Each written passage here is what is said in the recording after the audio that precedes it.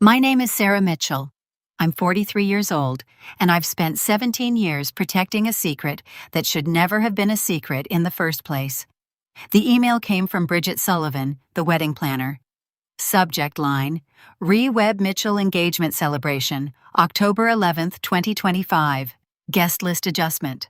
3 sentences.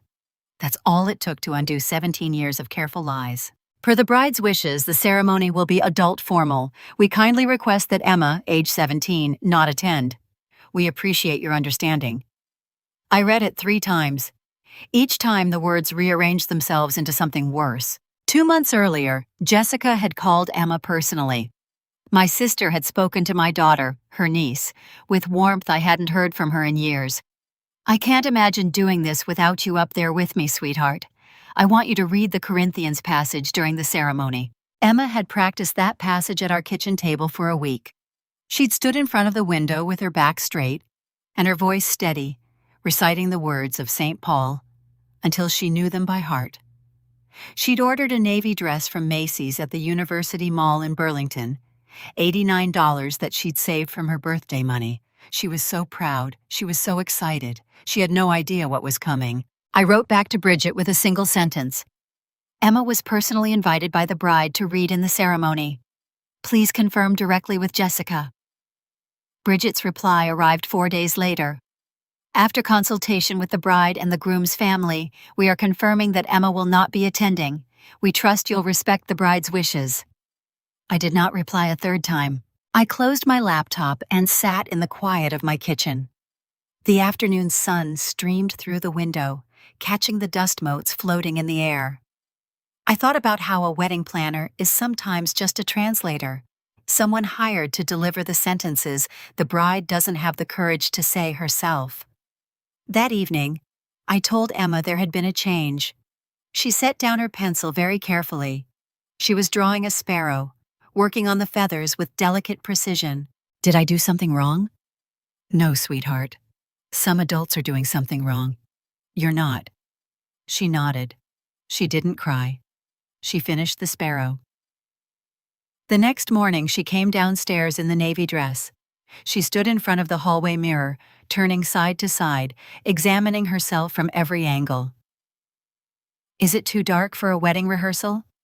It's perfect. I went upstairs to my bedroom and opened the small wooden box on top of my dresser.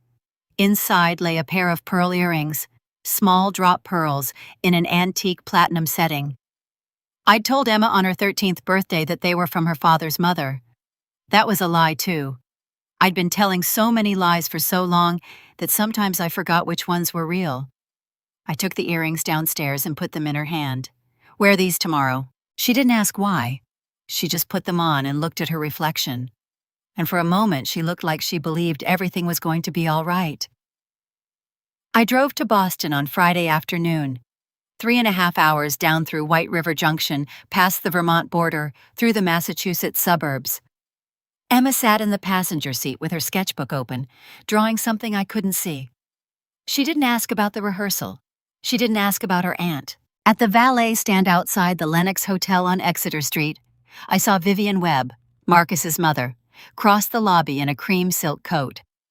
She looked at Emma for a long, measuring second, the kind of look that evaluates and dismisses in the same breath. Then she walked past us without a word. In the corner near the elevators, Vivian leaned in toward my mother and whispered something. My mother nodded, grave and ceremonial, the way she nods when she has already decided to permit a thing. I had seen that look on my mother's face my entire life. Tonight, it would have a microphone. The grand ballroom of the Lenox seats around 80. Jessica had filled it with 70. The centerpieces were white lilies. Jessica had requested them at brunch in August to honor the spirit of purity.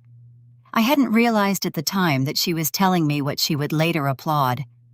Trent and Jessica sat at the head table with his parents, Vivian and Reginald Webb.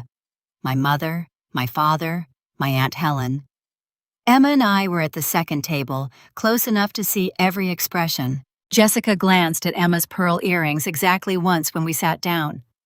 Something tightened across her mouth for half a second, a flicker of recognition, quickly suppressed. Then it was gone. My father avoided Emma's eyes the way a man avoids the obituary of a person he never quite forgave. Marcus gave Emma a small nod. Emma nodded back. At 7:35 p.m., Jessica tapped her champagne flute with the back of a fork. The room turned.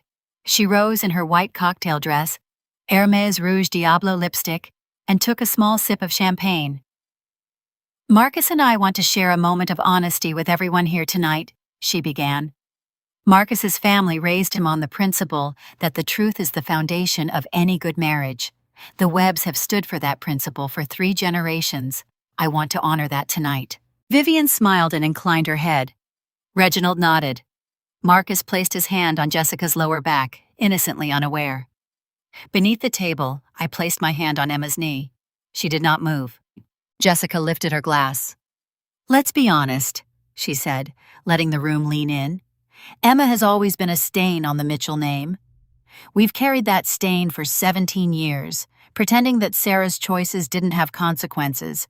Tonight, I'm choosing not to carry that into my marriage. Sarah chose to have a child out of wedlock, and that child has been a shadow over this family. I'm making a different choice. I'm starting fresh. 2 seconds of silence, the interval during which 70 adults make a moral decision in unison.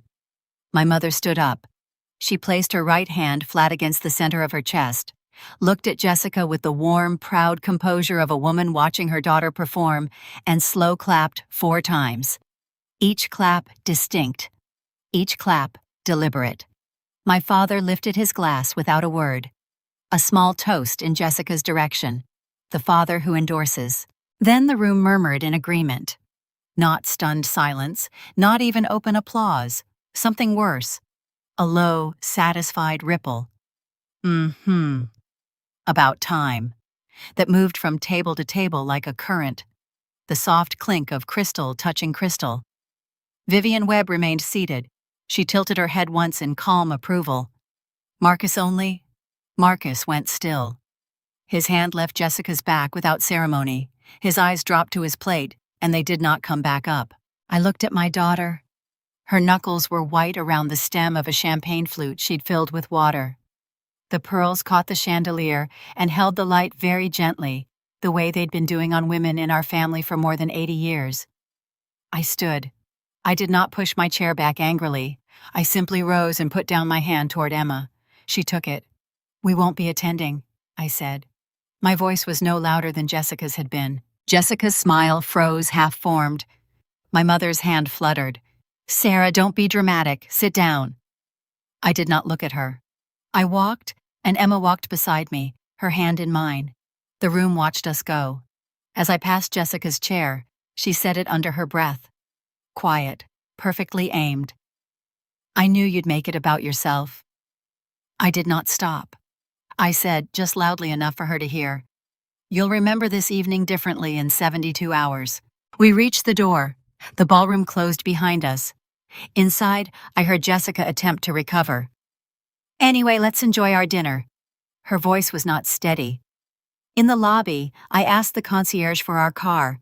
Emma set her water flute down on a side table beside us with deliberate care, as if she were setting down a small bird. Then she stood with her hands folded and waited. Bridget Sullivan emerged from the ballroom and walked quickly toward us. Mrs. Mitchell, I want you to know I tried. I raised my hand once. Don't. She stopped. She nodded. She went back through the doors. My phone vibrated. Voicemail. My mother. I let it play through the speaker low. Sarah, this is your mother. You're making a spectacle. Come back inside and apologize to Jessica and the Webbs. The Webbs are important to this family. Think about Emma. Think about how this looks. I deleted it. Emma looked up at me. What did Grandma say? She's still on Jessica's side. Don't worry about it. Emma looked back at the ballroom doors. From behind them came a low, controlled laugh and the sound of cutlery moving against porcelain. Life was continuing inside without us.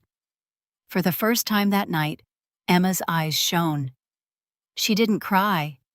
She said very softly, "Can we just go?" The valet brought the car. I drove out onto Exeter Street past Boston Common, where my sister had taken her engagement photographs. A light rain had begun. "Mom," Emma said after we crossed Storrow Drive, "when you said 72 hours to Aunt Jessica, what did you mean?" "Nothing yet. Just don't ask me to explain it right now." She nodded once. She had learned over 17 years how to wait.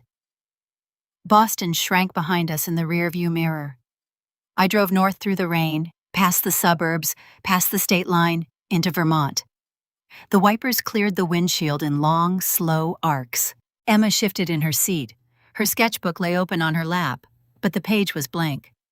"You want to stop?" I asked. "There's a Denny's at the next exit." "No, just keep driving." A few miles passed. The rain had thinned to a fine mist.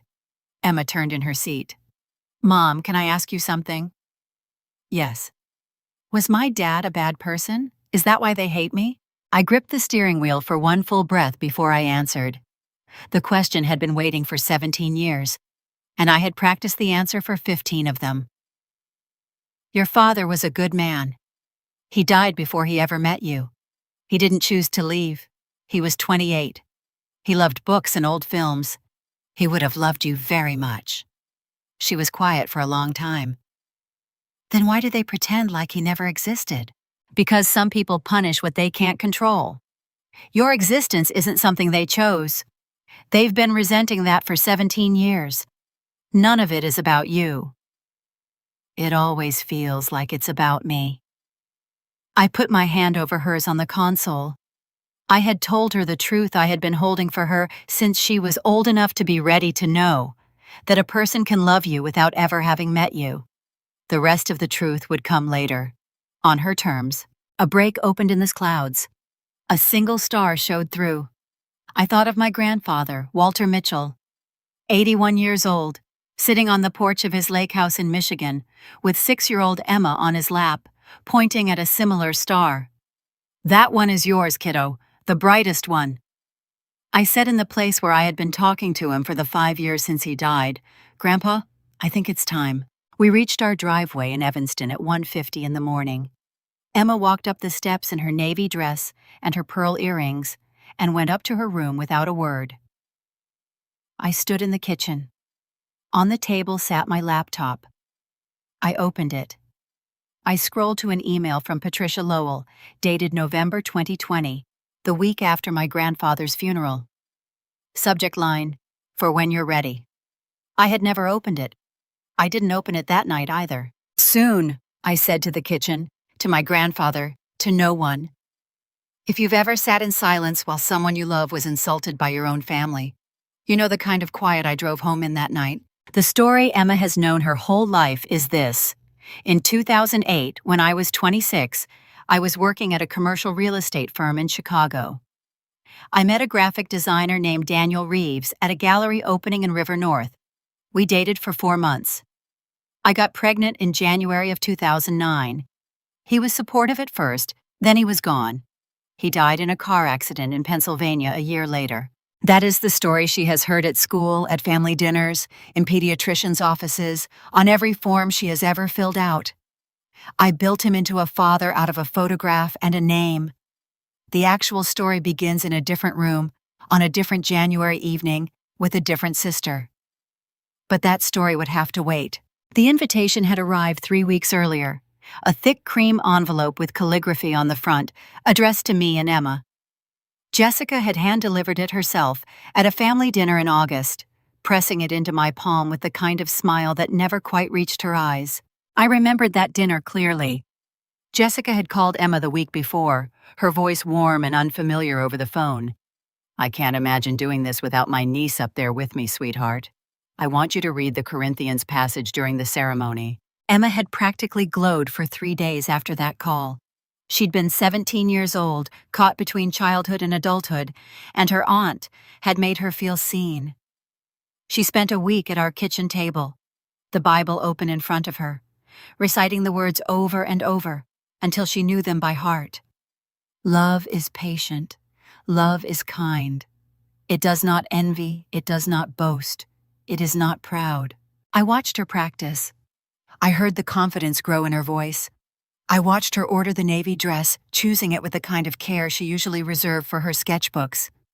$89 from Macy's at the University Mall. She'd saved her birthday money for months. Now the dress was here, and I was about to lie to her again. I was standing at this kitchen counter when Emma came down the stairs. The navy dress was the color of a late autumn sky, deep and rich and serious.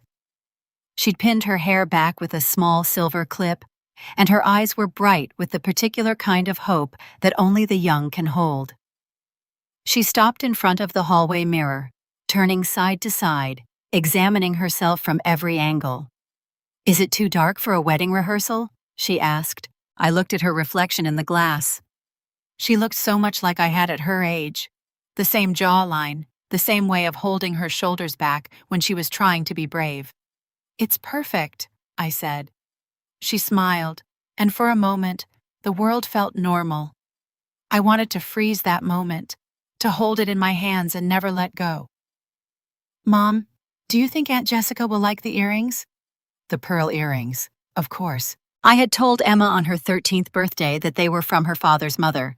I'd made up a whole story about a grandmother she'd never met, a woman named Margaret Reeves, who had died before Emma was born, who had worn these pearls at her own wedding, who had passed them down to be given to the first granddaughter.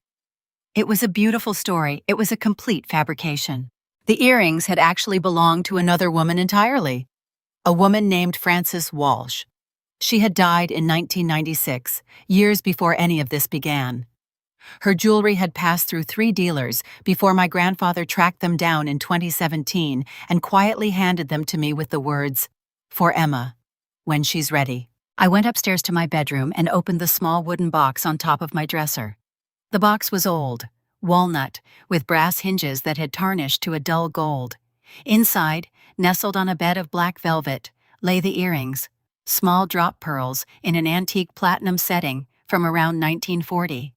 They were beautiful. They were also a lie. I carried them back downstairs and placed them in Emma's open palm.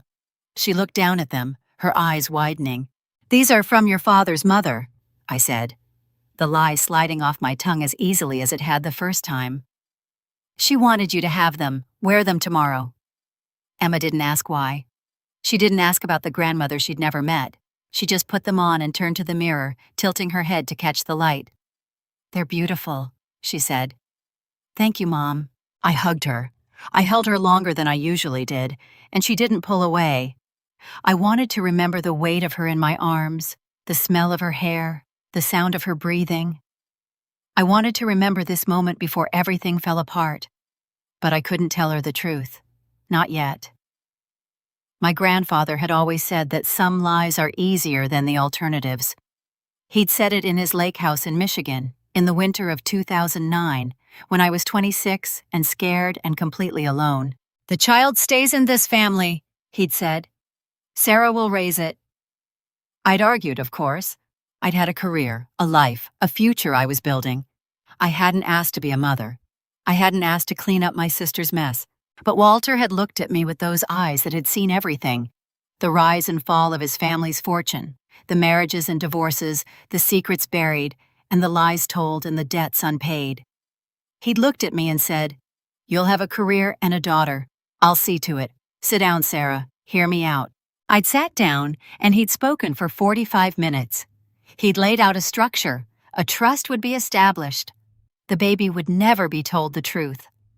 Jessica would return to her life with the chance to grow up, and I would be the mother. "Some lies are easier than the alternatives, Sarah," he'd said, "but every lie has a price. I want to make sure that when the bill comes, you have the means to pay it." He'd reached into his breast pocket, written something on a small slip of paper, folded it, and put it back. I wouldn't see that slip for another 10 years. I didn't know then that the price would be this. Standing in my kitchen, watching my daughter admire a pair of earrings that belonged to the mother of the man who had fathered her, the man whose name she'd never even heard. Frances Walsh was not a woman I had ever met. Gregory Walsh was not a man I had ever loved. He was a married contractor who had worked on my parents' summer home in Michigan, and he had slept with my 17-year-old sister, and he had no idea that she was carrying his child. I had spent 17 years pretending that Emma was mine, that Daniel Reeves was her father, that the story I told her was true. And now my sister was standing in front of 70 people, calling my daughter a stain on the family name. I pushed the thought away. Not yet. I couldn't think about that yet. Mom? Emma's voice cut through the silence. Are you okay? I blinked. I realized I'd been staring at the earrings in her ears, lost in the past. I'm fine, sweetheart, just thinking. About what? I looked at her earnest eyes, her hopeful smile, her whole future spread out in front of her. She was so young, so trusting. About how proud I am of you, I said, and how much I love you. She smiled again, and I felt something crack inside my chest. I didn't know that night that she'd find out the truth soon, that she'd start drawing pictures that would reveal everything I'd tried to hide. But she was already drawing. That's what she did. She sketched and painted and drew her way through the world, capturing the faces and places around her with an eye that missed nothing. I'd seen her sketchbook open on the coffee table earlier that week. The page had been half finished, a portrait of Jessica, standing on the dock at the lake house, the wind catching her hair. The likeness was extraordinary, not just in the features, but in the set of the shoulders, the tilt of the head, the way Jessica held herself like she was always about to win. Emma had drawn her without knowing who she really was, without knowing that the woman in her sketchbook was her biological mother. I went back to the kitchen. I had to get out of that room, away from those earrings, away from the questions I couldn't answer. Mom? Emma called after me. What time are we leaving tomorrow? 3, I said. We'll get there by 6. I'm excited, she said. Aunt Jessica said I could sit at the front table. I wanted to tell her the truth. I wanted to say, Jessica doesn't want you there, Emma. She never wanted you. She's been pretending for 17 years, and now she's going to destroy you. But I didn't. I said nothing, because hope is a quiet poison, and I had been drinking it for a very long time. I went to my room and closed the door. I opened my laptop and scrolled to the email from Patricia Lowell, dated November 2020. Subject line, for when you're ready. The email had been sitting in my inbox for 5 years. I had never opened it. I had never been ready. I looked at it now, my finger hovering over the mouse. Not yet, I whispered to the empty room. Not yet. I closed the laptop and went back downstairs. Emma was in the living room, her sketchbook open on her lap. She was drawing again, a woman I didn't recognize, with kind eyes and a gentle smile. Who's that? I asked. She looked up. I don't know. She just came to me. I looked at the drawing. Something about it felt familiar, the shape of the face, the curve of the mouth, but I couldn't place it. Maybe Emma was drawing someone she'd never met. Maybe she was drawing her grandmother Frances, the woman whose earrings she was wearing. Or maybe she was drawing the truth. I didn't know. I couldn't know. All I knew was that my daughter was capable of seeing things I couldn't see, of understanding things I'd never told her. And that night, I lay in bed and stared at the ceiling and thought about the email I hadn't opened, the secret I hadn't told, and the future that was rushing toward us like a freight train. I didn't sleep. I just lay there, waiting for the morning. When I finally closed my eyes, it was almost dawn. And in the darkness behind my eyelids, I saw my grandfather's face. He was smiling at me, his eyes full of that old, knowing kindness. You'll know when, he'd said. I'm ready, I told him. I'm ready now. We arrived at the Peninsula Hotel at 6:15 p.m. The valet took the car, and I watched Emma smooth the front of her navy dress, her hand shaking just slightly. You look beautiful, I said. Thanks, Mom. We walked through the revolving doors into the lobby. The Peninsula's lobby is all marble and gold, the kind of place that makes you feel like you're walking through a museum. Emma's heels clicked on the floor, and I could feel her anxiety radiating off her in waves. At the entrance to the ballroom, a woman in a black dress held a clipboard. Her name tag read, Bridget Sullivan, Event Coordinator. She looked at me, then at Emma, and her face did something complicated, a flicker of recognition followed by what looked almost like guilt. Mrs. Mitchell, she said. I raised my hand once. Don't. She stopped. She nodded. She stepped aside and let us pass. The ballroom was already full. 70 guests mingled in clusters, holding champagne flutes, laughing too loudly at jokes I couldn't hear. The centerpieces were white roses, not lilies. Jessica had changed them at the last minute. I had no idea she was sending me a message. The arrangement of the tables told its own story. The head table seated 10. Jessica and Marcus in the center, flanked by Vivian and Reginald Webb on one side, my mother and father on the other. Emma and I were at the second table, close enough to see every expression, far enough to know our place. My mother saw us first. She waved, but her smile didn't reach her eyes. My father nodded from across the room, then turned away. Aunt Helen was the only one who came to greet us, her arms opening wide to pull Emma into a hug.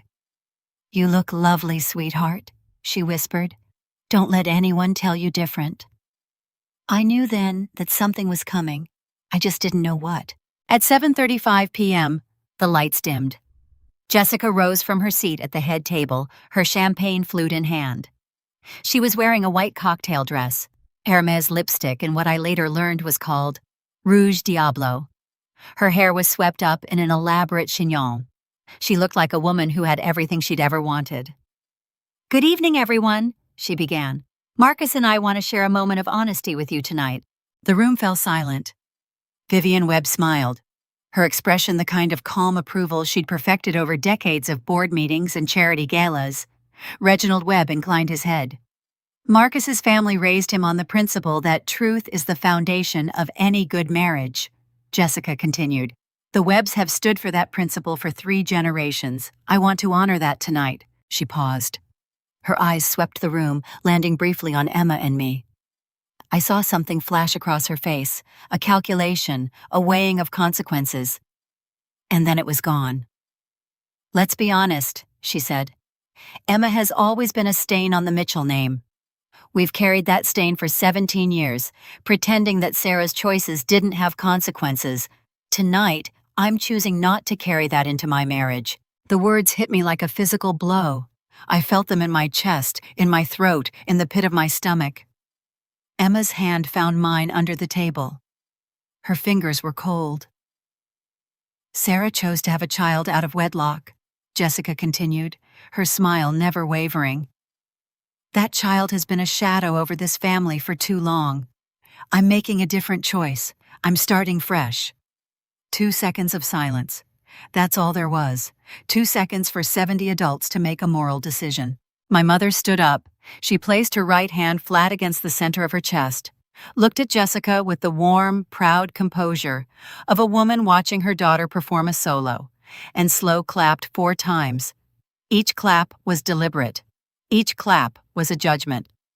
My father lifted his glass without a word. A small toast in Jessica's direction. The father who endorses. Then the room murmured in agreement. Not applause. Something worse. A low, satisfied ripple that moved from table to table like a current. About time. The soft clink of crystal touching crystal. A woman behind me said, "Well, someone finally said it." Vivian Webb remained seated. She tilted her head once in calm approval. Marcus went still. His hand left Jessica's back. His eyes dropped to his plate, and they did not come back up. I looked at my daughter. Her knuckles were white around the stem of a champagne flute she'd filled with water. The pearl earrings caught the chandelier light and held it very gently, the way they'd been doing on women in my family for more than 80 years. I stood. I did not push my chair back angrily. I simply rose and put down my hand toward Emma. She took it. "We won't be staying," I said. My voice was no louder than Jessica's had been, but it carried through the sudden silence. Jessica's smile froze. My mother's hand fluttered.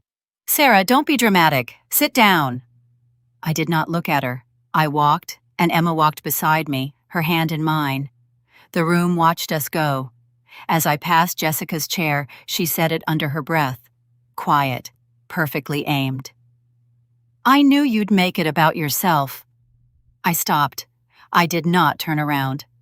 I said just loudly enough for her to hear. You'll remember this evening differently in 72 hours. We reached the door. The ballroom closed behind us. Inside, I heard Jessica attempt to recover. Anyway, let's enjoy our dinner. Her voice was not steady. The guests were not laughing. In the lobby, I asked the concierge for our car. Emma set her water flute down on a side table beside us with deliberate care, as if she were setting down a small bird.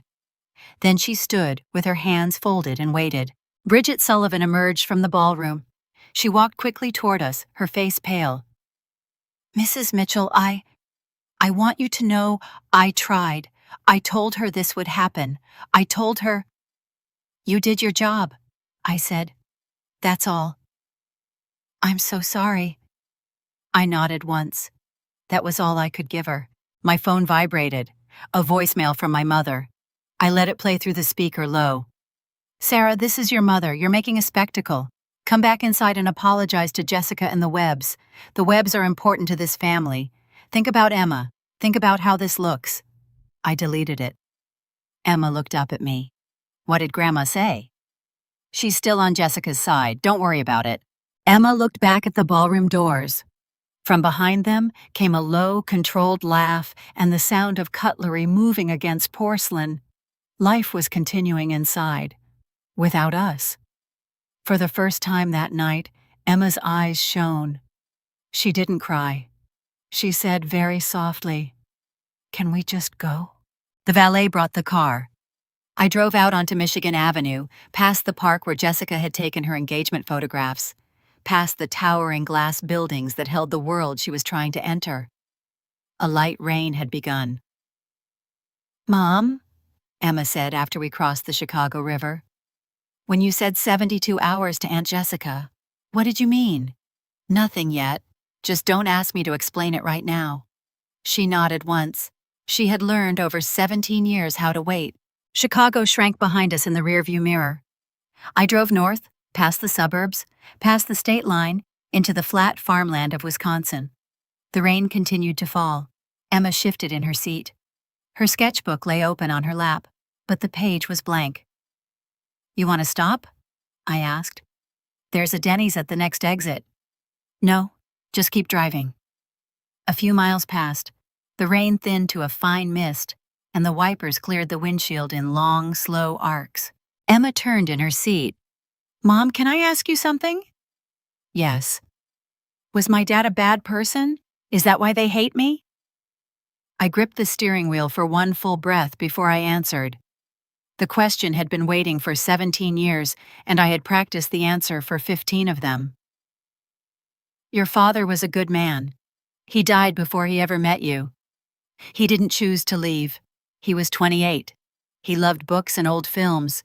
He would have loved you very much. She was quiet for a long time. Then why do they pretend like he never existed? Because some people punish what they can't control. Your existence isn't something they chose. They've been resenting that for 17 years. None of it is about me. None of it is about you. It always feels like it's about me. I put my hand over hers on the console. You're right, I said. It does. And I'm sorry for that. I'm so sorry. I had told her the truth I had been holding for her since she was old enough to be ready to know. That a person can love you without ever having met you. The rest of the truth would come later. On her terms. A break opened in the clouds. A single star showed through. I thought of my grandfather, Walter Mitchell. 81 years old, sitting on the porch of his lake house in Michigan with 6-year-old Emma on his lap, pointing at a similar star. That one is yours, kiddo, the brightest one, I said, in the place where I had been talking to him for the 5 years since he died. Grandpa, I think it's time. We reached our driveway in Evanston at 1:50 in the morning. Emma walked up the steps in her navy dress and her pearl earrings and went up to her room without a word. She did not look back. I stood in the kitchen. The laptop sat on the table. I opened it and scrolled to an email from Patricia Lowell, dated November 2020, the week after my grandfather's funeral. Subject line, "For when you're ready." I had never opened it. I didn't open it that night either. Soon, I said to the kitchen, to my grandfather, to no one. The story Emma has known her whole life is this. In 2008, when I was 26, I was working at a commercial real estate firm in Chicago. I met a graphic designer named Daniel Reeves at a gallery opening in River North. We dated for 4 months. I got pregnant in January of 2009. He was supportive at first, then he was gone. He died in a car accident in Pennsylvania a year later. That is the story she has heard at school, at family dinners, in pediatricians' offices, on every form she has ever filled out. I built him into a father out of a photograph and a name. The actual story begins in a different room, on a different January evening, with a different sister. And I was about to make the choice I'd been avoiding for 17 years, but not tonight. Tonight I just sat in the kitchen, staring at the laptop, thinking about my grandfather's words. Some lies are easier than the alternatives, Sarah. But every lie has a price. I want to make sure that when the bill comes, you have the means to pay it. The bill had come, and I was going to pay it. After the confrontation in Chicago, Sarah drives Emma back to Evanston. The silence inside the car becomes more painful than everything that was said in public. During the drive, Emma begins asking questions about her father, forcing Sarah to confront the family history she has hidden for years. The conversation awakens memories of Walter's final promise, Section 12, and a sealed envelope that may finally explain everything. The drive from downtown Chicago to Evanston usually felt short. That afternoon, every mile seemed to last forever. Rain tapped softly against the windshield while the city slowly disappeared behind us. I kept both hands on the steering wheel, watching the traffic instead of looking at Emma. Neither of us spoke after leaving the restaurant parking lot. She stared out the passenger window, hugging her backpack against her chest. I knew she was replaying every word Patricia had thrown at us. So was I. The navigation said 47 minutes. It felt like we had been driving for hours before Emma finally broke the silence. Mom, I swallowed. Yeah? She didn't look at me. Was my dad a bad person? The question landed harder than anything Patricia had said. I tightened my grip on the steering wheel without realizing it. Emma continued quietly. Is that why they hate me? For a moment, I couldn't breathe. Every lie I had told to protect her suddenly felt heavier than the truth I had been hiding. I pulled to a red light and finally looked at my daughter. She looked scared. Not angry, not confused, scared. I reached across the center console and gently rested my hand on hers. No. My voice was barely above a whisper. Your father was a good man. She finally turned toward me. He died before he met you. The words still hurt, even after all these years. He loved books. He could spend an entire Saturday inside an old bookstore without noticing the time. He loved black and white movies that nobody else wanted to watch. I smiled despite myself. He always said the best stories weren't the loudest ones. Emma listened without interrupting. He would have loved you. I felt her small fingers squeeze mine. More than anything. She looked back through the windshield. Then why do they pretend like he never existed? There wasn't an easy answer. There had never been one. I took a slow breath before answering. Some people punish what they can't control. She waited. It isn't about you. I shook my head. None of it is about you. The words were meant for both of us. Traffic began moving again. For several minutes we drove without speaking, but the silence had changed. It wasn't empty anymore. It was full of questions neither of us had been ready to ask before. As we crossed into the northern neighborhoods, another memory returned so clearly that I could almost hear his voice. Walter, my grandfather. The only person in that family who had ever looked at me without judgment. It was the autumn of 2018. He had asked me to visit him alone. Patricia had been in the kitchen making tea while Walter sat beside the library window, thinner than I had ever seen him. He waited until Patricia left the room. Then he spoke quietly. Sarah. I leaned closer. There may come a day when kindness won't protect you anymore. I laughed nervously back then. I don't want to fight anyone. I know. He smiled sadly. That's exactly why you need to be prepared. He reached into the drawer beside his chair, but stopped before taking anything out. I've changed something. I frowned. What do you mean? You'll understand when the time comes? Before I could ask another question, Patricia walked back into the room carrying 2 cups of tea. Walter immediately changed the subject. We never spoke about it again. At least, not directly. A few weeks later, he asked me to promise him something. If you ever have to choose between protecting the family's reputation and protecting your daughter, he paused to catch his breath. Choose Emma. I promised without understanding why it mattered so much. Now, sitting behind the wheel years later, I finally understood. That promise had never been about the future. It had always been a warning. Another thought surfaced, one I had forced myself to ignore ever since Walter's funeral. Section 12.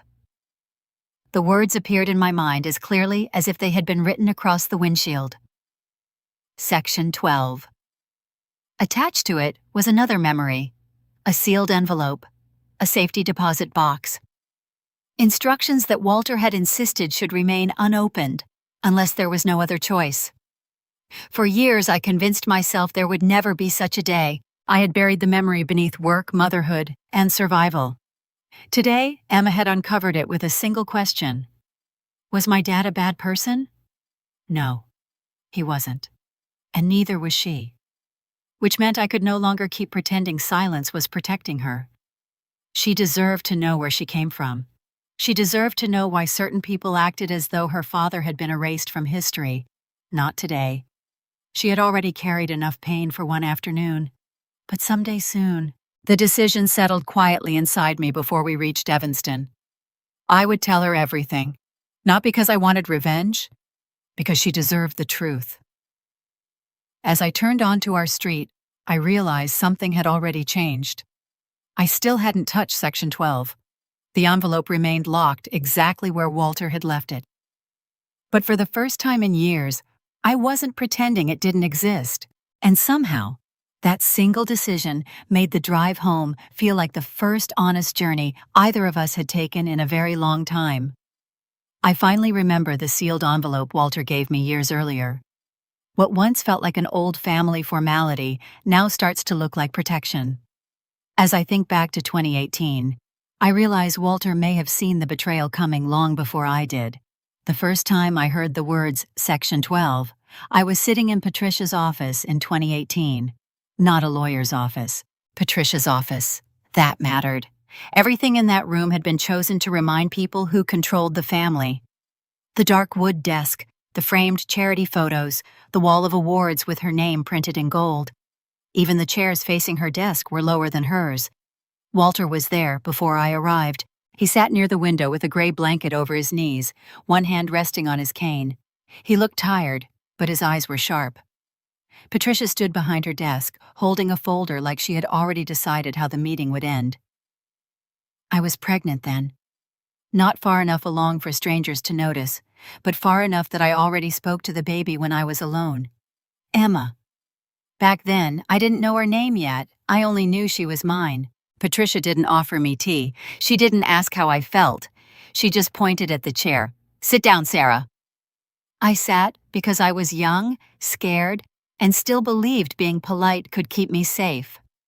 Walter looked at me first, then he looked at Patricia. The child stays in this family, he said. Patricia's face tightened. Walter continued, slow and steady. Sarah will raise it. The room went silent. Patricia opened the folder. That may be emotionally satisfying, Walter, but there are legal and financial implications. He didn't blink. I'm aware. She has no position here. She has a child. She has no leverage. That word stayed with me. Leverage, like I was a weak contract, like my baby was a line item. Walter's hand tightened around his cane. That is exactly why we are clarifying this today. Patricia slid a document across the desk. I didn't understand most of it. Trust language, estate clauses, beneficiary conduct, family governance, words that felt designed to make ordinary people feel small. Then Patricia tapped one section with her red pen. Section 12, she said. Her voice was cold but controlled. Any heir, beneficiary, trustee, family officer, or related party who knowingly provides false, misleading, or materially incomplete information in connection with trust assets, family records, succession rights, or fiduciary decisions may be removed, disinherited, or stripped of authority. I stared at the page. I didn't know why she was explaining it to me. Walter did. He looked at me in a way I would not understand until years later. "This section protects the truth," he said. Patricia gave a small laugh. "It protects the estate." Walter turned his head toward her. "No, it protects the truth from people who think the estate belongs to them." For the first time, Patricia looked angry. Not annoyed. Angry. Her jaw shifted, but she said nothing. Walter reached into his coat pocket and removed a cream-colored envelope. It was sealed with wax and marked only with my name. Sarah. He placed it on the desk between us. "For Sarah," he said. Patricia's eyes snapped to the envelope. "What is that?" Walter didn't answer her. He looked only at me. "Open it if you ever decide." I frowned. "Decide what?" His face softened. "If silence is still protecting you." I didn't understand. I was 26, pregnant, grieving, and terrified of becoming the kind of woman that family could crush without leaving a mark. So I took the envelope. I did not open it. When I got home, I placed it inside a small fireproof safe in my closet beside my passport, my birth certificate, and the hospital papers I had already started collecting. Then I closed the safe. For 5 years, I left it there. Through Emma's birth, through sleepless nights, through birthdays Patricia ignored, through holidays where my daughter's name was treated like an inconvenience. Through every moment, I told myself that peace was better than justice. Walter died in 2020. By then, the world had already gone quiet in ways none of us expected. The funeral was small, controlled, and cold. Patricia stood in the front row like grief was another public role she knew how to perform. After the service, she handed me a copy of the envelope. Not the original. A copy. "This was in Walter's personal file," she said. Her tone was flat. "I assume you know what it is." I looked at the copied seal.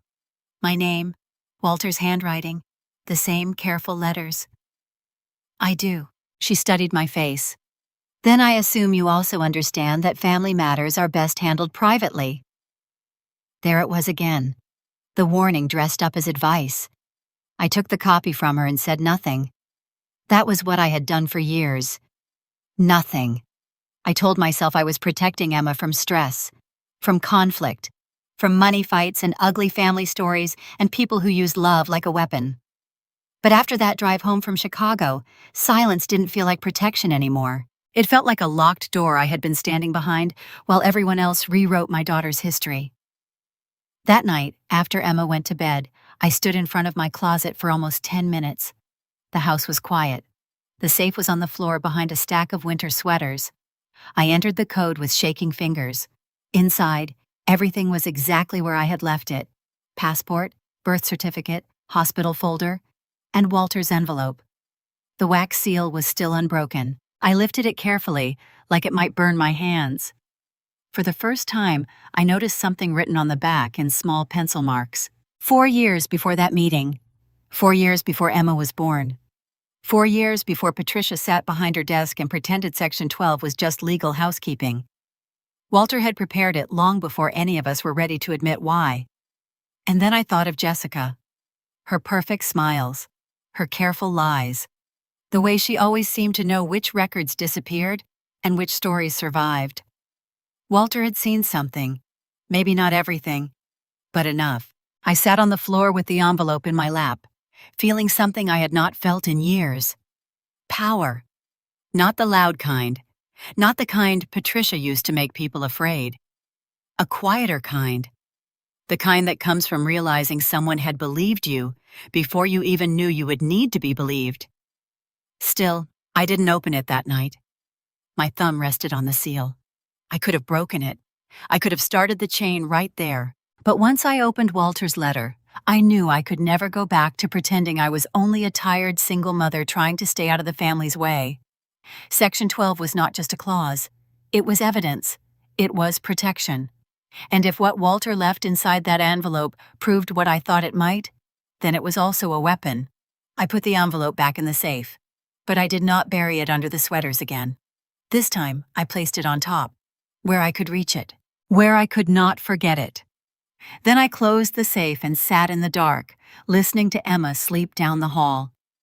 For the first time in 5 years, I let myself seriously consider the possibility that I did not have to endure the family's lies forever. A few days after the engagement party, Jessica begins reaching out to me in private.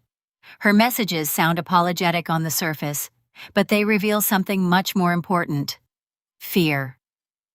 Instead of responding, I quietly preserve every message, realizing that her sudden change in behavior is becoming another piece of the truth Walter had prepared me to uncover. 3 days passed after the engagement party. The house felt quieter than usual. Emma had gone back to school. I buried myself in work, answered emails, packed lunches, and tried to return to a normal routine. Normal lasted until my phone vibrated. Jessica. For a second, I wondered if I was reading the name correctly. She had never texted me first, not once. I opened the message. "I'm sorry for using that word." That was it. No explanation, no context, no mention of Emma. Just one sentence. I read it twice before locking my phone. I didn't answer. An hour later, another notification appeared. I wasn't thinking clearly that night. Still no response from me. By evening, the third message arrived. "I know I embarrassed you. Not I hurt you, not I hurt Emma. Only I embarrassed you." The wording mattered. Jessica wasn't apologizing for what she had done. She was apologizing for how badly it had looked. The next morning, message number 4 appeared. "Can we please talk?" I stared at the screen for a long time. Years ago, I probably would have answered. I would have convinced myself everyone deserved another chance. Walter's voice echoed quietly in my memory. Protect the truth. Not the comfort, not the appearance. The truth.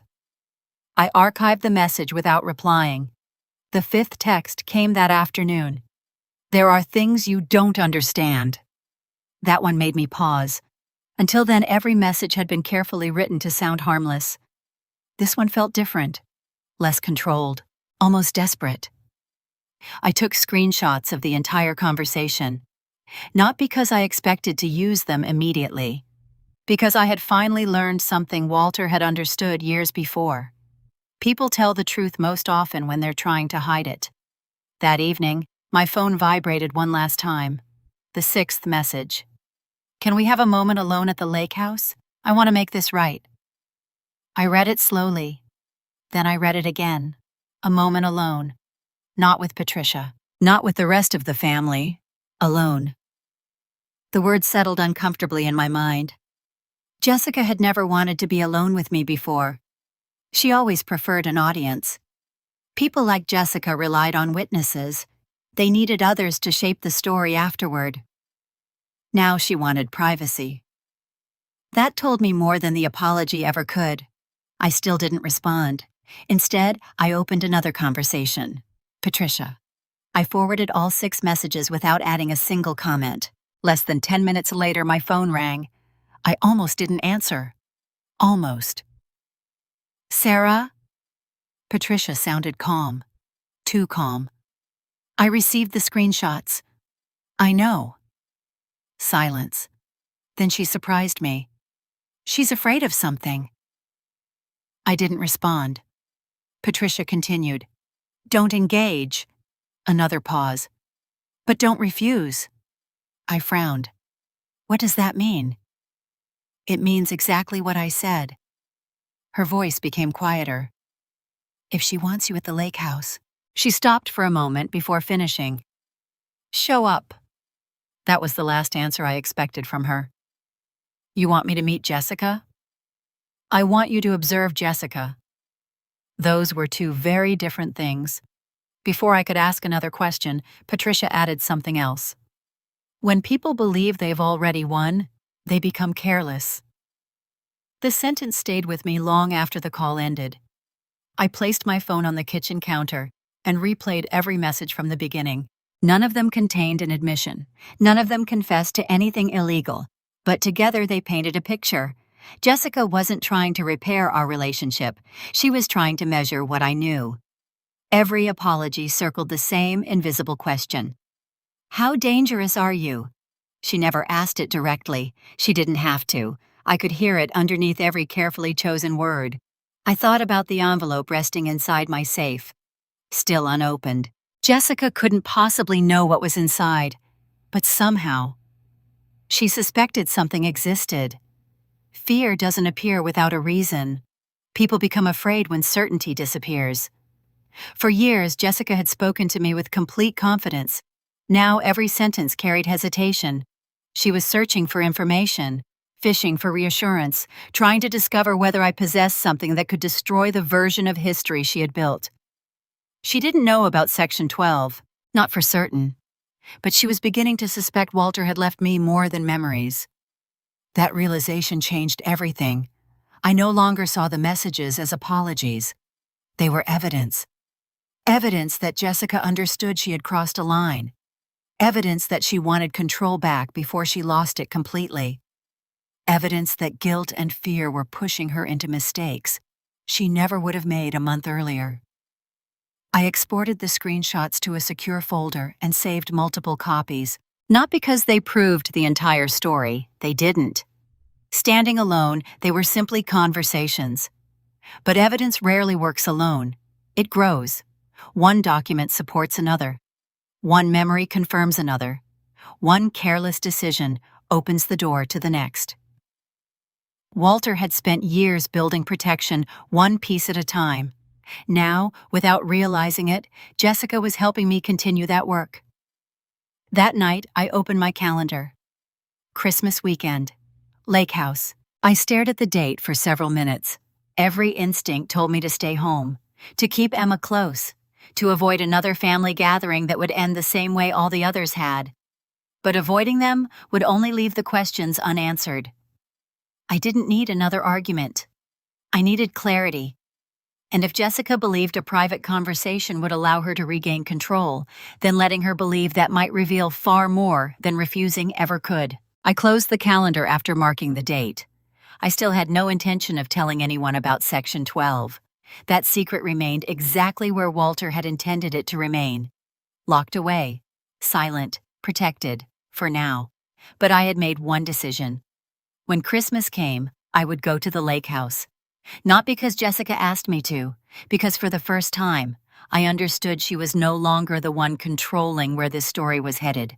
While cleaning the attic in November, I discover a forgotten box Walter left behind years earlier. Inside is an old baby monitor with a microcassette labeled April 9th. When I play the recording, I hear a conversation that changes everything I thought I knew. For the first time, I hold physical proof that the family's silence was never an accident. November arrived with the kind of cold that made every room in the house feel smaller. Emma spent Saturday morning at a friend's birthday party. For the first time in weeks, I had several quiet hours to myself. Instead of resting, I climbed into the attic. It had become the place where I stored everything I wasn't ready to deal with. Old holiday decorations, boxes of baby clothes, photo albums, furniture that belonged to people who were gone. Dust floated through the afternoon light as I carried one box after another toward the center of the room. Near the back wall, hidden behind an old cedar chest, I noticed something I didn't remember seeing before. A plain cardboard box. No decorations, no shipping label, just one word written across the top in Walter's careful handwriting. Sarah. I froze. The handwriting was unmistakable. I knelt beside the box and brushed away a layer of dust. The tape holding it closed had dried with age and peeled away easily beneath my fingers.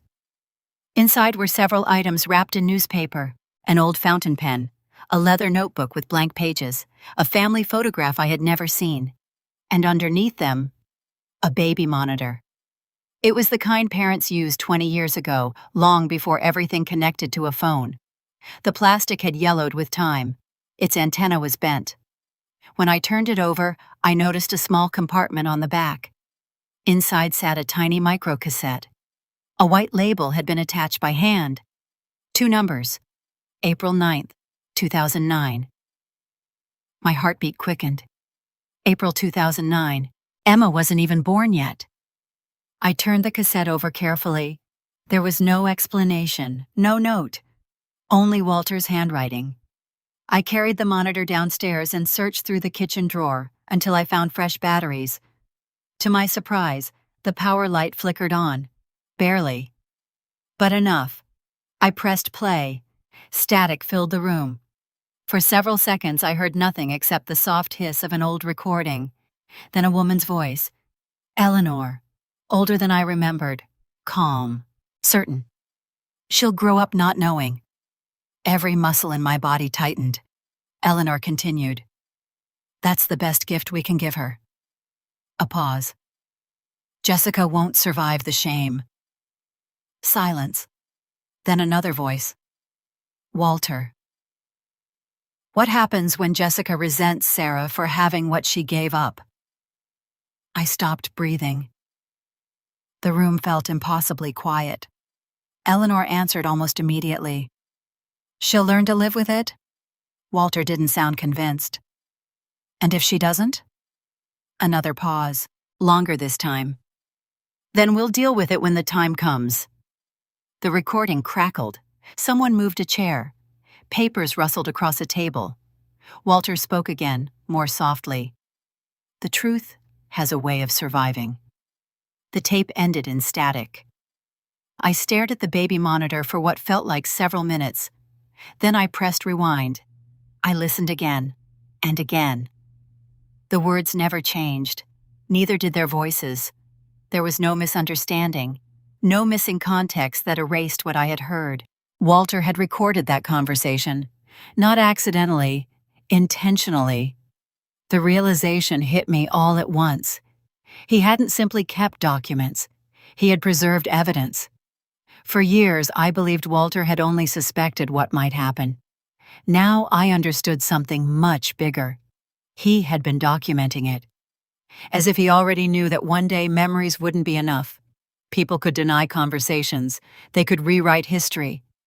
But recordings were different. I looked again at the handwritten label, April 9th.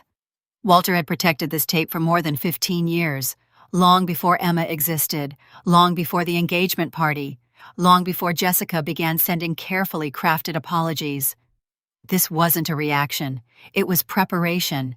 He had seen fractures inside the family that no one else wanted to acknowledge. The attic suddenly felt different. Every old box around me seemed capable of hiding another forgotten truth. I sat quietly at the kitchen table with the monitor beside me, trying to organize my thoughts. Section 12. The sealed letter. Now this. Individually, each piece raised questions. Together, they formed something much stronger. A chain. One piece supporting the next. One truth leading naturally toward another. For the first time, I understood why Walter had never pushed me to act. He hadn't wanted me to inherit his anger. He wanted me to inherit his patience. The front door opened. I quickly pressed stop. Emma walked inside carrying a small gift bag from the birthday party. Mom? In here? She smiled as she entered the kitchen, then noticed the baby monitor sitting beside me. What is that? I looked down at the recorder. My fingers instinctively rested over the cassette compartment. For one brief moment, I almost told her everything. I almost said that it contained voices from before she was born, that it might explain years of silence, that her great-grandfather had spent years protecting the truth for reasons I was only beginning to understand. Instead, I smiled. I found some old family things while cleaning. She picked up the monitor carefully. It still works? Apparently. What's on it? The question caught me off guard. I hesitated just long enough for her to notice. I'll listen later, I said gently. She nodded without questioning me. Okay. She placed it back on the table and disappeared upstairs to change clothes. The moment she was gone, guilt settled over me. I had promised myself after our drive home that I would stop lying to her, yet here I was again, keeping another secret. The difference was that this lie finally had an ending. I wasn't hiding the truth because I wanted to. I was protecting it until I understood all of it. That evening, after Emma fell asleep, I carried both the baby monitor and Walter's sealed envelope into my home office. I placed them side by side on the desk. The tape, the letter. One preserved a conversation. The other almost certainly preserved Walter's intentions. Neither canceled the other. They completed each other. I no longer had one hidden advantage. I had two. Section 12 could establish the legal framework Walter created to protect the truth. The recording could demonstrate why he believed those protections would someday be necessary. For the first time since the engagement party, my fear gave way to something steadier. Resolve. I wasn't collecting revenge. I was assembling facts. Jessica still believed the story was under her control. She had no idea that evidence from 2009 had quietly survived in an attic, while she spent years building a version of the past that depended on everyone else forgetting. I carefully placed the cassette into a protective case, locked it inside the safe beside Walter's unopened envelope, and closed the door. This time, I knew exactly what I was protecting. Not memories, proof. Emma begins to sense the truth without anyone explaining it to her. A moved tape and an open sketchbook show me that my daughter has been watching, listening, and connecting details on her own. I realize the truth is already reaching her. Even through the silence, I tried to build around it. I made one mistake the next morning. I left the tape on the kitchen table. Not the monitor, not the whole box, just the microcassette in its small plastic case. I had taken it out before bed because I wanted to label the copy I planned to make. Then Emma called from upstairs, asking if her blue sweater was clean, and I forgot about it completely.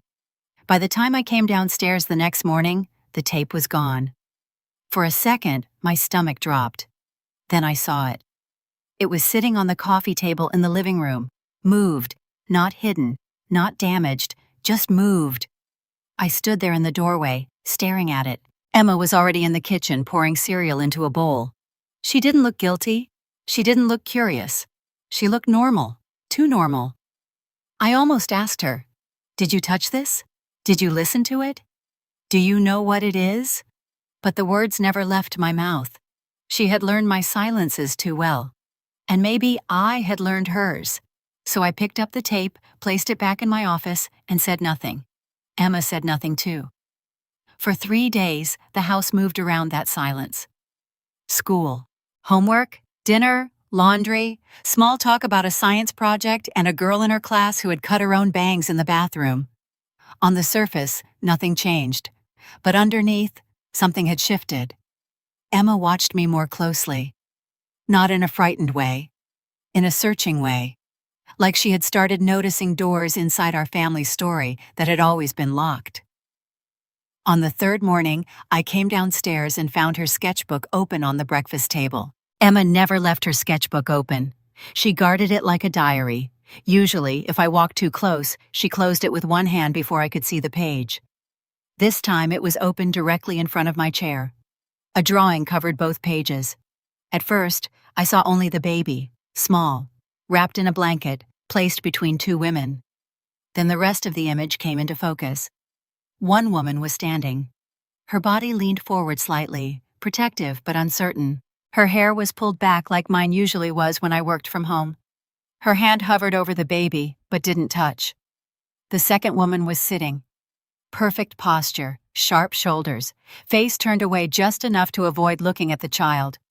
She wore a necklace drawn as a small dark circle at her throat. Jessica wore one almost exactly like it. I sat down slowly. The drawing wasn't childish, it wasn't random. Emma had captured a feeling I had never spoken aloud. One woman claiming responsibility, the other refusing to look. There were no names on the page. There didn't need to be. I understood. Emma had always known something. Maybe not the facts, maybe not the dates or documents or words like Section 12, but she knew absence. Children always do. They know when adults skip over certain names. They know when a room changes temperature after a question. They know when one photograph is missing from every album. They know when someone looks at them and sees a mistake instead of a person. I touched the edge of the paper. Not the drawing itself, just the corner. My chest tightened with something between pride and grief.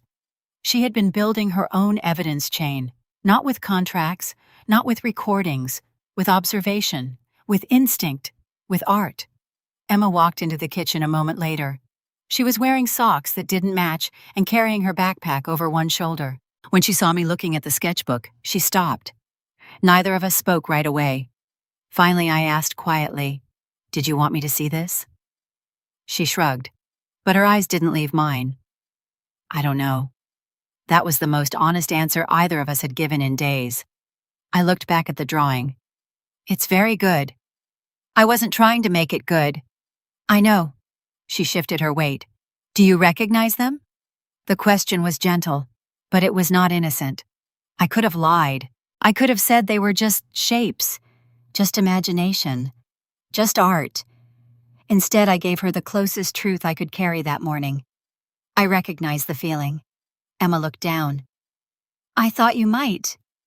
There it was, not an accusation, not a demand, a door, one she had opened just enough for me to see she was ready to ask more. And I was not ready to answer. Not before Christmas, not before the lake house, not before I knew whether Jessica would try to pull Emma into another version of the lie. I hated myself for making that calculation. A mother should not have to think strategically before telling her child the truth. But I did, because the truth in our family was not just emotional, it was dangerous. So I closed the sketchbook gently, not to shut her out, to protect what she had shown me. "After Christmas," I said. Emma blinked. "What?" I looked at her fully. "There are things I need to explain, but I need to do it the right way." Her face changed. Not relief exactly, not fear either. Recognition. She had been waiting for me to admit there was something to explain. "Is it about my dad?" I nodded. "Yes." "And Jessica?" I paused, then nodded again. "Yes." Her fingers tightened around the strap of her backpack. "Am I in trouble?" The question broke me in a place I thought had already been broken. I stood and crossed the kitchen. "No." I pulled her into my arms. "You are not in trouble. You never were." She didn't cry. Neither did I. We just stood there in the quiet kitchen while the morning light stretched across the floor. When she pulled away, she picked up her sketchbook and placed it carefully into her backpack. "I can wait," she said.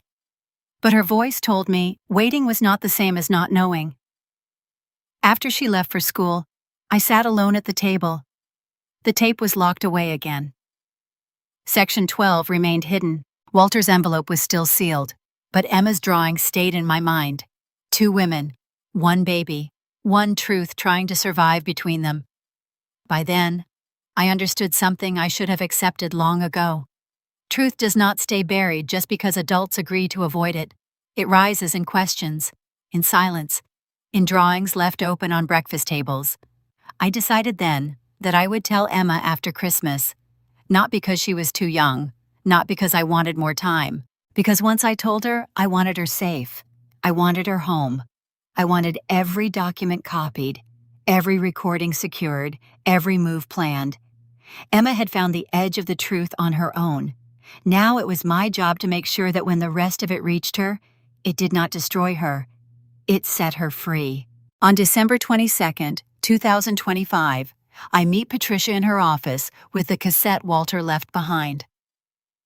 Together, we combine the recording with the legal documents Walter prepared years earlier. By the end of the meeting, I finally possess everything I need, not for revenge, but to ensure the truth can no longer be erased. December 22nd, 2025. Snow covered the sidewalks outside Patricia's office, softening the city into shades of white and gray. I parked across the street and sat in my car for several minutes, my hands wrapped around the steering wheel. Inside my bag were 2 things that had quietly changed my life: Walter's cassette, Walter's sealed envelope. Neither of them had been created for this day alone.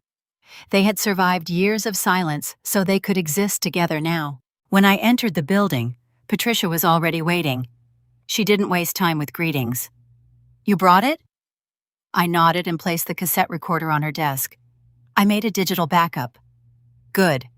She inserted fresh batteries into another recorder, pressed play, and folded her hands. The room filled with static. Then Eleanor's voice. "She'll grow up not knowing." Patricia closed her eyes. She listened without interrupting. Walter's voice followed. "What happens when Jessica resents Sarah for having what she gave up?" No one spoke until the tape stopped. Patricia pressed rewind. She listened a second time. This time she leaned back in her chair and quietly said, "He told me he had something." A faint, almost disbelieving smile crossed her face. Of course it was a tape. She remained silent for another moment before standing. Without another word, she unlocked the bottom drawer of an old filing cabinet beside her desk. From the very back, she removed a dark blue binder sealed inside a protective sleeve. She laid it carefully in front of me. "I've been keeping this exactly where Walter instructed." I opened the cover. The title page contained only 3 words, Section 12. The document was thicker than I expected. Several pages described the family's trust structure, fiduciary responsibilities, and succession procedures. Near the middle, one section had been marked with Walter's handwritten initials. I read every word slowly. Section 12 established that any heir, trustee, beneficiary, or family officer who knowingly submitted false, misleading, or materially incomplete information regarding family records, inheritance matters, trust assets, or succession decisions could lose every benefit granted under the family trust. The language was precise, objective. Every sentence had been written to survive scrutiny. Nothing depended on emotion. Everything depended on evidence. As I continued reading, another detail caught my attention. Original draft date, March 18, 2014. I stared at the date. Walter had written these protections years before the arguments, years before Emma, years before anyone admitted something inside the family was deeply broken. He hadn't reacted to betrayal. He had anticipated it. I finally understood why he always spoke in preparations instead of predictions. He never claimed to know exactly what would happen.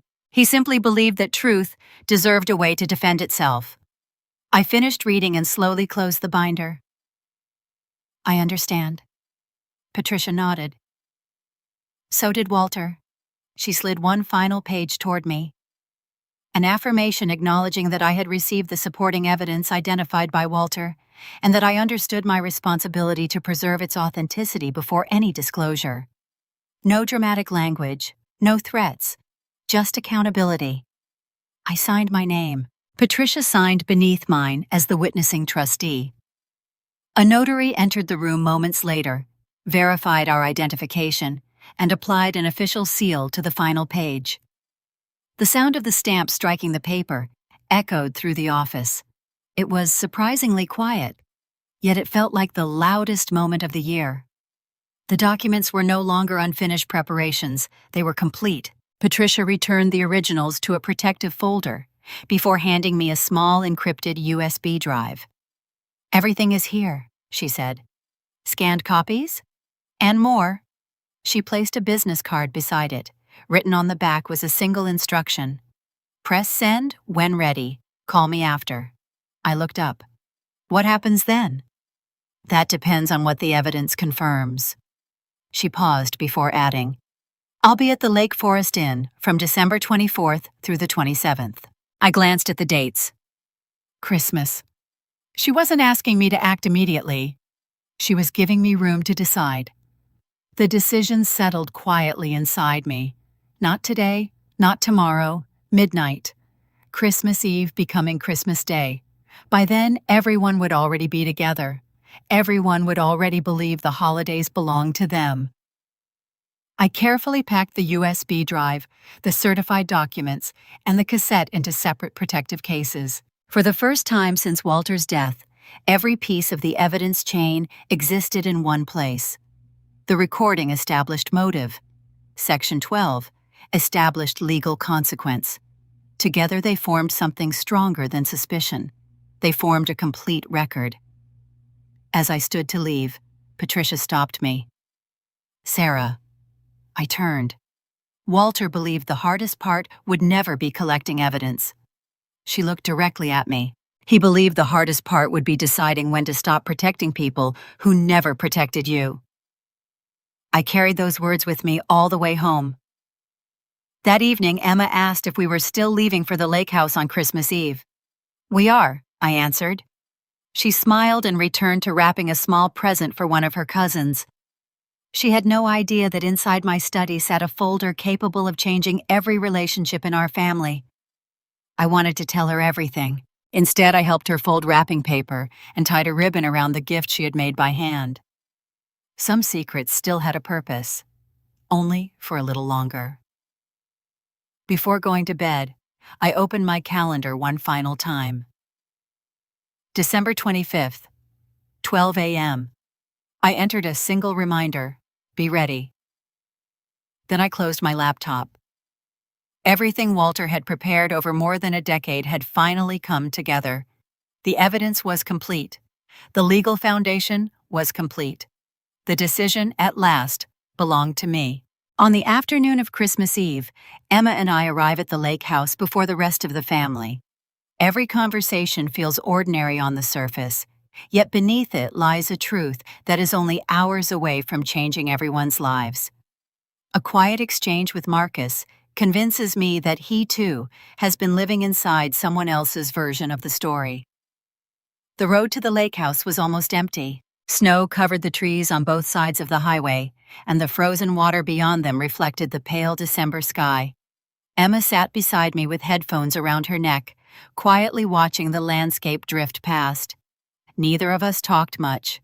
We both knew this Christmas would be different. At exactly 4:30 p.m., I pulled into the long gravel driveway. The house looked exactly as it always had.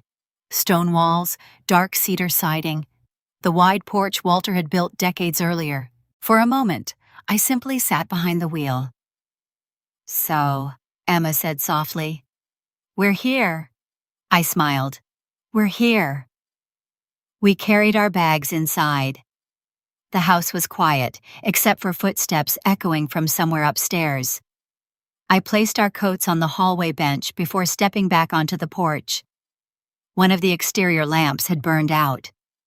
Without thinking, I reached into the storage cabinet beside the front door, found a replacement bulb, and screwed it into the fixture. A warm, yellow light spread across the porch. Behind me, I heard a familiar voice. "You remembered?" I turned. Eleanor stood just inside the doorway. She looked genuinely surprised. "I always liked that light," I replied. Walter had insisted the front porch stay lit every Christmas Eve. He once told me that a welcoming house should never leave anyone wondering whether they belonged. Most people had forgotten that tradition. I hadn't. Eleanor watched the porch for another second before quietly saying, "I didn't think anyone else remembered." "I do." She nodded once. Nothing more. Yet something about her expression lingered with me as she walked away. She wasn't looking at the light. She was remembering Walter.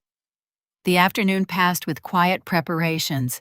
Emma helped set the dining table while I arranged desserts in the kitchen. The conversation stayed polite. Careful, no one mentioned Chicago. No one mentioned the engagement party. At 6:45 p.m., another pair of headlights swept across the driveway. Jessica and Marcus had arrived. Jessica entered first, smiling brightly as though nothing had happened. Marcus followed a few steps behind, carrying wrapped gifts. He greeted everyone warmly, but I noticed something different about him.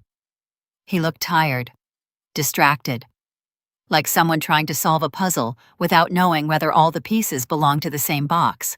Dinner wasn't ready yet. People drifted through the house in small groups. I stepped outside for a few minutes to get fresh air.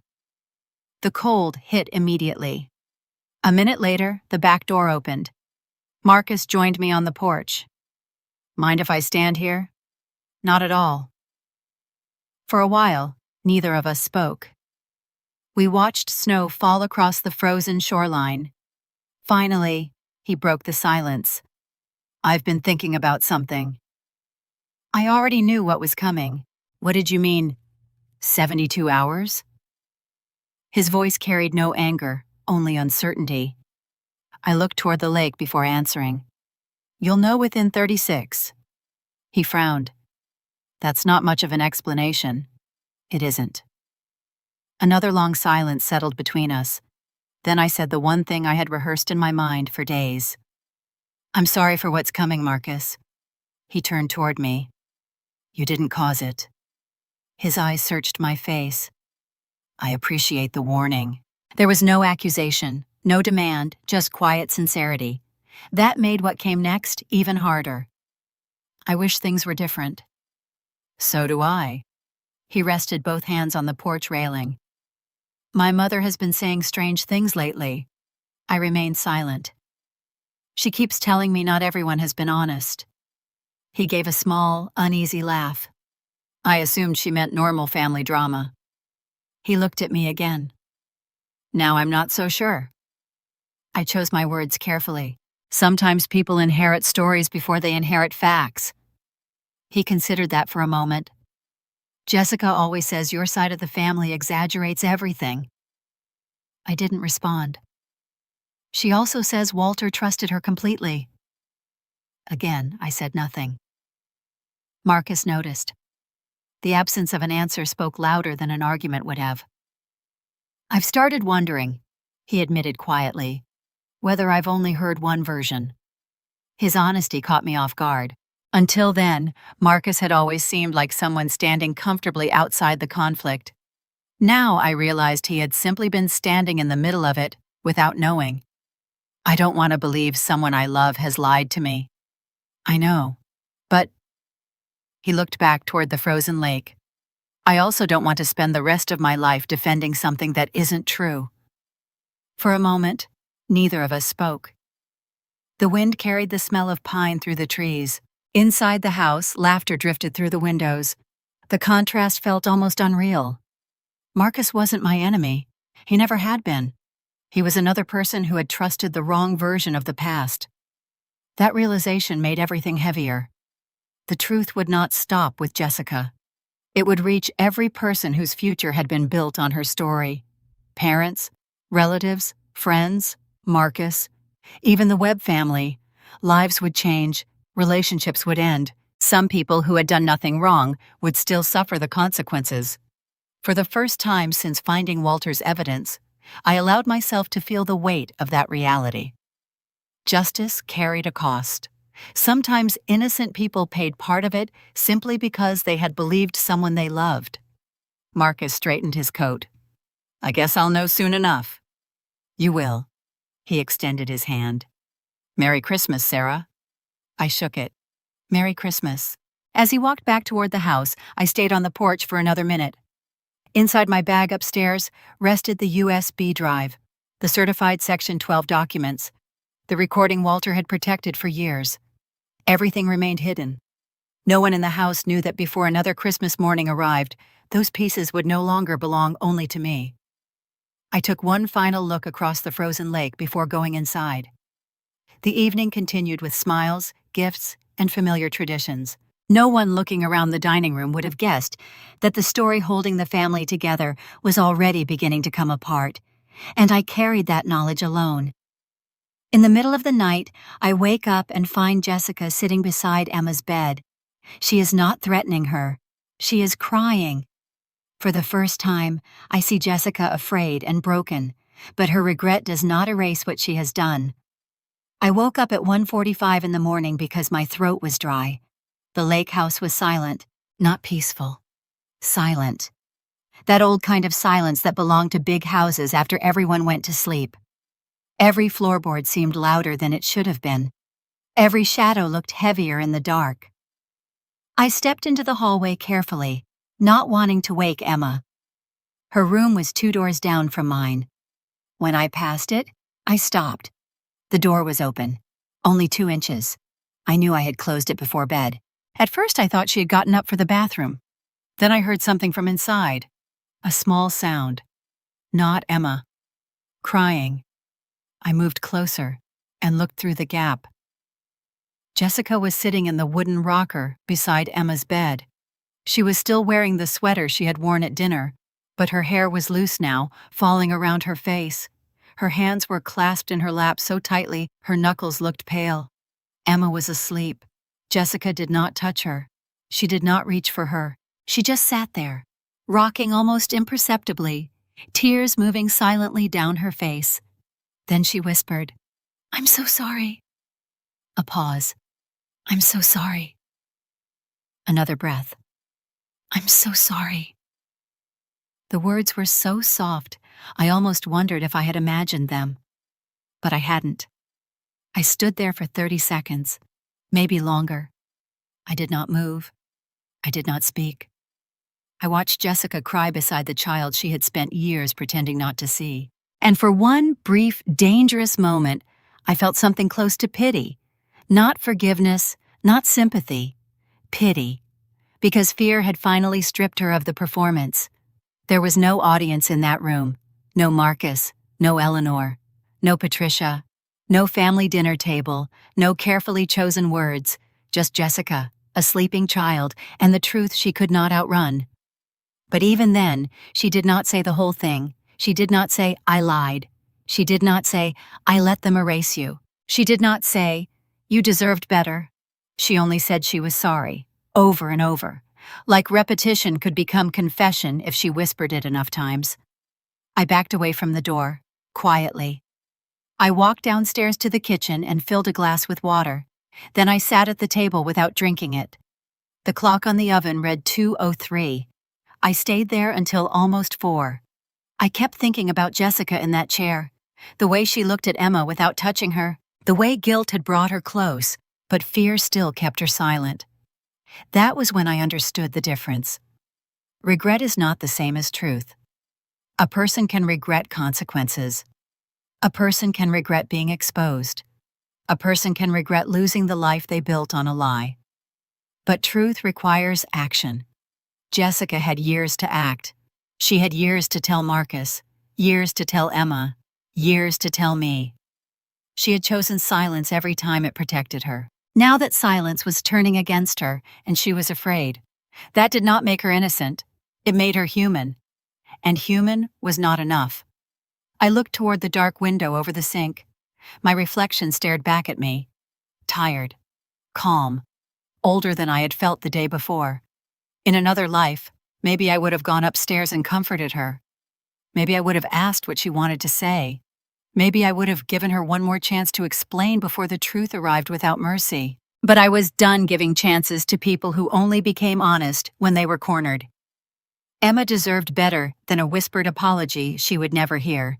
Marcus deserved better than a marriage built on selected facts. Walter deserved better than to have his preparations buried because Jessica finally cried in the dark. By 3:30, the decision inside me had hardened, not into cruelty, into clarity. Jessica's tears changed nothing. They confirmed everything. She knew. Maybe she had always known. Maybe she had convinced herself the truth could stay locked away forever if everyone around her cooperated. But fear like that did not come from confusion. It came from recognition. She knew the past was catching up. She just did not know how. At 3:57, I finally stood. I poured the untouched water into the sink.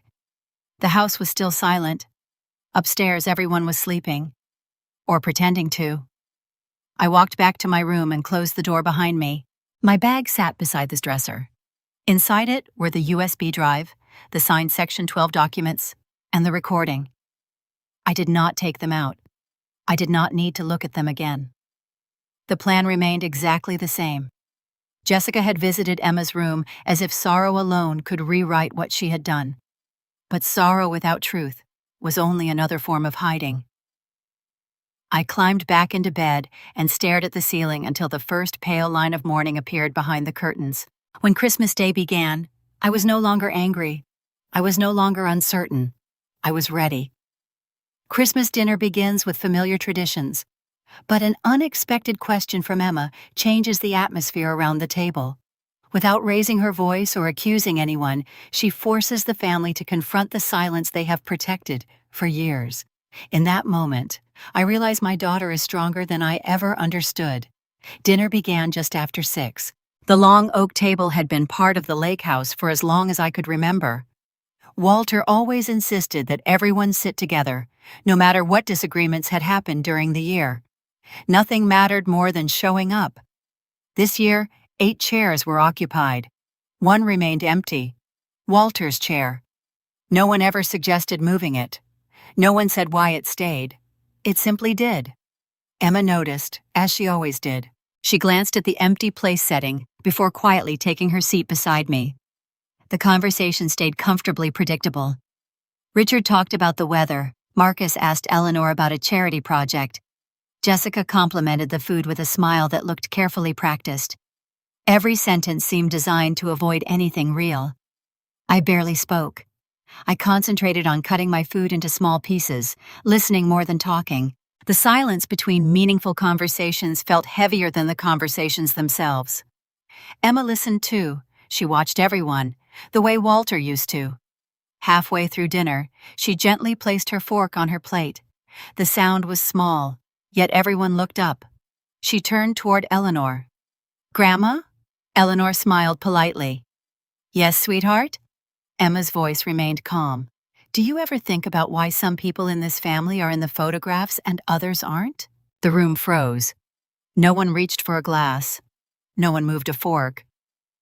For 4 long seconds, there was only silence. I looked at Emma. She wasn't angry. She wasn't trying to embarrass anyone. She simply waited. Eleanor's smile disappeared. Her eyes shifted briefly toward the hallway where several framed family photographs hung on the wall. Then she looked back at Emma. "Emma," her voice was careful. "That's not an appropriate dinner," Emma interrupted softly. "It's a question, Grandma." She paused. "You don't have to answer." No accusation, no raised voice, just an invitation. Eleanor opened her mouth. Nothing came out. For the first time since I had known her, she looked completely unprepared. She glanced around the table as though someone else might rescue her. No one did. Richard lowered his eyes. Marcus looked from Eleanor to Jessica without understanding why the room had changed so suddenly. Jessica gripped her napkin beneath the table. I could see the movement in her shoulders. She wasn't breathing normally. Eleanor slowly pushed her chair back. "I need some air." Without another word, she walked through the glass doors onto the balcony overlooking the frozen lake. The doors closed quietly behind her. Still, no one spoke. The silence now had a different shape. It wasn't empty anymore. It carried an answer that no one had been willing to say aloud. Because if the question had been simple, Eleanor would have answered it. Instead, she left. That told me everything I needed to know. Emma lowered her eyes and calmly picked up her fork again. She hadn't won anything. She hadn't embarrassed anyone.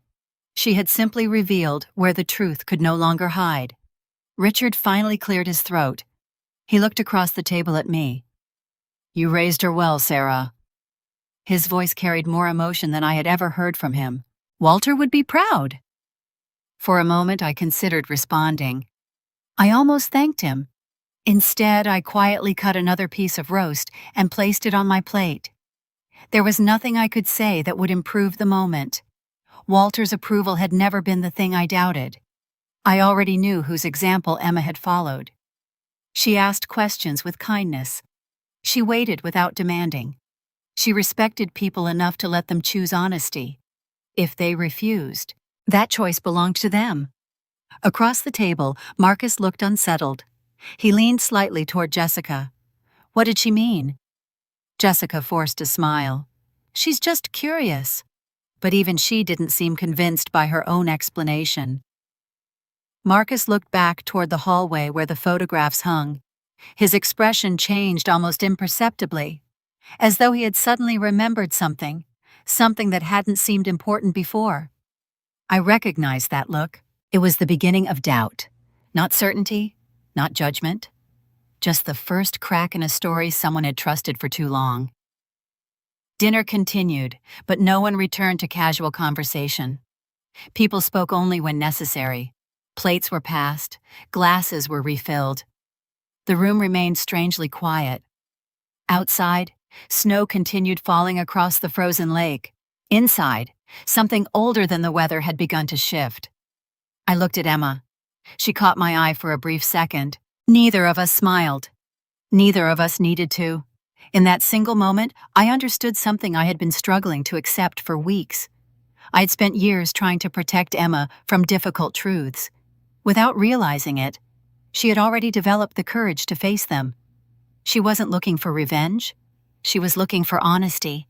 And that made me prouder than anything she could ever accomplish in school or work. When dinner ended, people slowly drifted into other rooms. The empty chair remained exactly where it had been at the beginning of the evening. Waiting. A quiet reminder of the man who had believed that truth might arrive late. But it would arrive. I knew what waited inside my bag upstairs. The certified documents, the recording, the USB drive prepared days earlier. Nothing had changed about the plan. The email had not been sent. Not yet. But after watching Emma calmly ask the question no adult in that room was willing to answer, I no longer wondered whether she was strong enough to hear the truth. She was. And within a few hours, the silence that had shaped our family for years would finally begin to end. Just before midnight on Christmas Eve, Emma and I quietly leave the lake house. From a nearby cabin, I activate the legal protections Walter prepared years earlier. At the stroke of midnight, the evidence reaches everyone who has spent years living behind a carefully protected lie. At 11:30 p.m., I gently knocked on Emma's bedroom door. She was awake before I spoke. "Is it time?" I nodded. "It's time." She sat up immediately. No questions, no hesitation. Her overnight bag was already zipped and waiting beside the bed. Seeing it there stopped me for a second. "You packed." She offered a small smile. "You said we might leave tonight." I did. I believed you. Those 4 words stayed with me longer than she realized. Trust is quiet. It doesn't demand proof every day. It simply waits for you to deserve it. By 11:45, we were walking downstairs together. The house had settled into that strange stillness that comes after a long holiday gathering. Most of the lights had been turned off, leaving only the warm glow from the fireplace and the lamp near Walter's empty chair. Richard looked up from a book as we entered the living room. "Heading somewhere?" His voice was calm. "Yes." He glanced at Emma's bag. "Going for a drive?" "Yes." He studied my face for a moment, then slowly nodded. He didn't ask another question. Behind us, footsteps hurried across the hallway. Jessica. She had clearly been awake. Her expression changed the moment she saw our bags. "Sarah." She looked from me to Emma. "Where are you going?" I reached for my coat. "Sarah, please." Her voice cracked. "Please tell me what's happening." For a brief moment, I saw the same fear I had witnessed outside Emma's bedroom only hours earlier. Not anger, not confidence. Fear. I met her eyes. It already happened.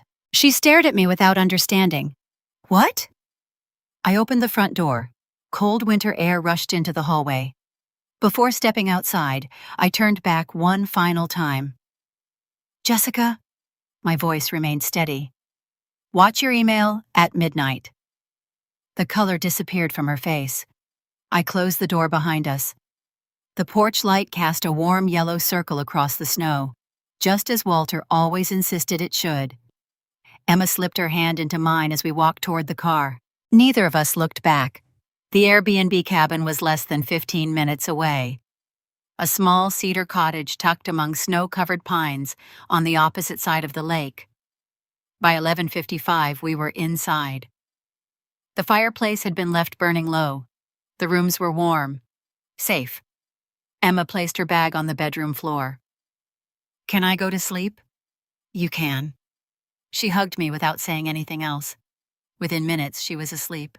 Children have a remarkable ability to rest when they know an adult they trust is standing watch. I quietly closed her bedroom door. Then I carried my laptop to the dining table. My bag rested beside the chair. One by one, I removed everything Walter had spent years preserving. The certified Section 12 documents, the digital recording, the scanned exhibits, the encrypted USB drive.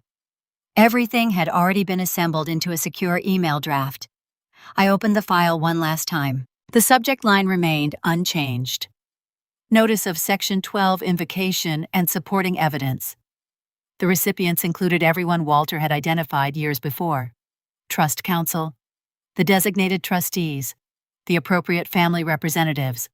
The supporting materials were attached exactly as Patricia had instructed. I reread the message slowly, not searching for mistakes, searching for doubt. I found none. At 11:59 p.m., my cursor rested above the send button. Outside, snow continued falling. Inside, the only sound was the quiet ticking of the clock above the fireplace. Midnight arrived. 12 o'clock. I pressed send. Nothing dramatic happened. No music, no thunder, just the quiet confirmation that the message had been delivered. A single line appeared on my screen. Message sent. I leaned back and closed my eyes. For the first time in years, there was nothing left to hide. The evidence no longer depended on memory. It existed beyond me now. It could be examined, verified, questioned, but it could no longer be erased. Across the lake, 3 phones illuminated almost simultaneously. Jessica's, Eleanor's, Richard's. Jessica opened hers first. She scanned only a few lines before standing so quickly her chair tipped backward. She hurried down the hallway and knocked urgently on Eleanor's bedroom door. When Eleanor opened it, Jessica held out the phone with trembling hands. Neither woman spoke for several seconds. Eleanor silently read the message. Then the attachments. She closed her eyes. Without comment, she walked into the hallway and handed the phone to Richard. He adjusted his glasses and read carefully from beginning to end. Unlike the others, he did not rush. He did not argue. When he finally lowered the phone, his expression was neither shocked nor angry, only deeply saddened. Section 12. The words were quiet. So. He looked toward the dark window overlooking the lake. She invoked it. No one answered. Richard continued almost to himself. Walter knew this day would come. Marcus stepped into the hallway, awakened by the voices. He looked from one face to another. What's happening? Richard turned toward him. His shoulders seemed older than they had only hours before. The truth, he said softly. It has finally arrived. Back at the cabin, I closed my laptop. I did not celebrate. I did not cry. Instead, I walked to the bedroom door and listened to Emma breathing peacefully inside. Everything that followed would change our family forever. Some relationships would not survive. Some people would lose positions they believed could never be challenged. Some would finally have to answer questions they had postponed for years. None of that brought me joy. Justice rarely feels like victory. More often, it feels like setting down a weight you have carried for far too long. Walter's preparations had reached their final purpose. Section 12 was no longer a forgotten clause. The recording was no longer hidden in an attic. Together, they had become one complete record. I turned off the lights, looked once through the window at the falling snow, and quietly whispered the words I wished Walter could have heard. It's done. By dawn on Christmas morning, Walter's preparations have become legal reality. The trust provisions take effect, long protected privileges disappear, and relationships that survived for years on silence begin to collapse. When my family comes to my door asking for another chance, I finally choose the boundary I should have drawn long ago. The first phone call came at 5:12 a.m. I was already awake. I hadn't truly slept after sending the email. Emma was still asleep in the bedroom, wrapped in a blanket, unaware that Christmas morning had already rewritten the future. The caller ID showed Patricia. I answered immediately. It's done, she said. There was no triumph in her voice, only certainty. I'm on my way to the lake house. What happens now? The documents are being served. She paused. exactly as Walter instructed. The call ended. I stood by the cabin window, watching the sky slowly brighten over the frozen lake. Snow continued falling in slow, steady flakes. Everything outside looked peaceful. I knew it wouldn't stay that way. At 5:30 a.m., Patricia walked into the lake house carrying a leather portfolio. Everyone was already awake. No one had gone back to bed after reading the midnight email. Jessica looked exhausted. Eleanor sat silently near the fireplace. Richard remained standing by the window. Marcus was the only person who appeared completely calm. Patricia placed the portfolio on the dining table. "I am here in my capacity as trustee." No one interrupted. She removed several certified copies from the folder. "The invocation of Section 12 has been accepted for review in accordance with the governing trust provisions." Her voice never rose. She simply read the documents. "Pending the attached findings and supporting evidence, distributions previously allocated to Richard Mitchell, Eleanor Mitchell, and Jessica Mitchell are permanently revoked." Silence. She continued. "Residential rights relating to the lake house terminate effective January 24, 2026. Jessica stared at the papers without speaking. Patricia turned another page. "Jessica Mitchell is no longer entitled to annual trust distributions." The number appeared on the page. $340,000 per year. She continued reading. "All discretionary benefits associated with trust-managed properties are suspended. The lake house occupancy rights are revoked. The family appointment to the Webb Automotive Board is withdrawn pursuant to the succession provisions authorized under Section 12. Each sentence landed more heavily than the one before it. Not because Patricia emphasized them, because she didn't. She treated every consequence exactly the same. Objective, measured, final. Richard lowered himself into a chair. Eleanor closed her eyes. Jessica whispered only one word. "No." Patricia met her gaze. "The evidence package has been preserved in full." She tapped the certified documents. "The recording and supporting materials are attached to the official filing." Jessica's shoulders began to shake. Marcus finally spoke. "When did you know?" She looked at him desperately. "I can explain." He waited. She said nothing else. The explanation never came. Marcus nodded slowly, almost sadly. "I thought so." He removed the engagement ring from his finger and placed it carefully on the dining table. "I won't build a marriage on something I can't trust." Jessica reached toward him. "Marcus, please." He stepped back. "I hope you find peace." His voice remained gentle. "But I won't stay." He picked up his coat and quietly walked out the front door. No shouting, no accusations, only the unmistakable sound of someone choosing to leave. Richard watched the door close. No one tried to stop Marcus. There was nothing left to say. Emma woke just after 8. I made pancakes as though it were an ordinary morning. She looked at me across the small kitchen table. "Is it over?" I considered the question. "The hardest part has begun." She accepted that answer. Children often understand more than adults expect. Late that afternoon, someone knocked on the cabin door, not once, repeatedly. I looked through the window. Jessica. She wasn't wearing a coat despite the cold. She stood on the front steps with snow gathering on her shoulders. When I opened the inner door, I kept the storm door closed between us. She looked smaller than I had ever seen her. Then, without a word, she dropped to her knees. "Sarah?" Her voice cracked. "I'm begging you." I remained silent. "I'll tell everyone. I'll admit everything. I'll fix it." The words came faster and faster. "I'll do whatever you want." For years, I had imagined what this moment might feel like. I expected anger, vindication, relief. Instead, I felt only clarity. I looked at the woman kneeling outside my door. Then I spoke quietly. "Emma is mine." Jessica closed her eyes. "She's always been mine." Tears rolled down her face. "You gave her up when you turned your face to the wall in April 2009. The sentence settled between us. She didn't deny it. She didn't argue. She simply cried. For the first time, silence belonged to her instead of me.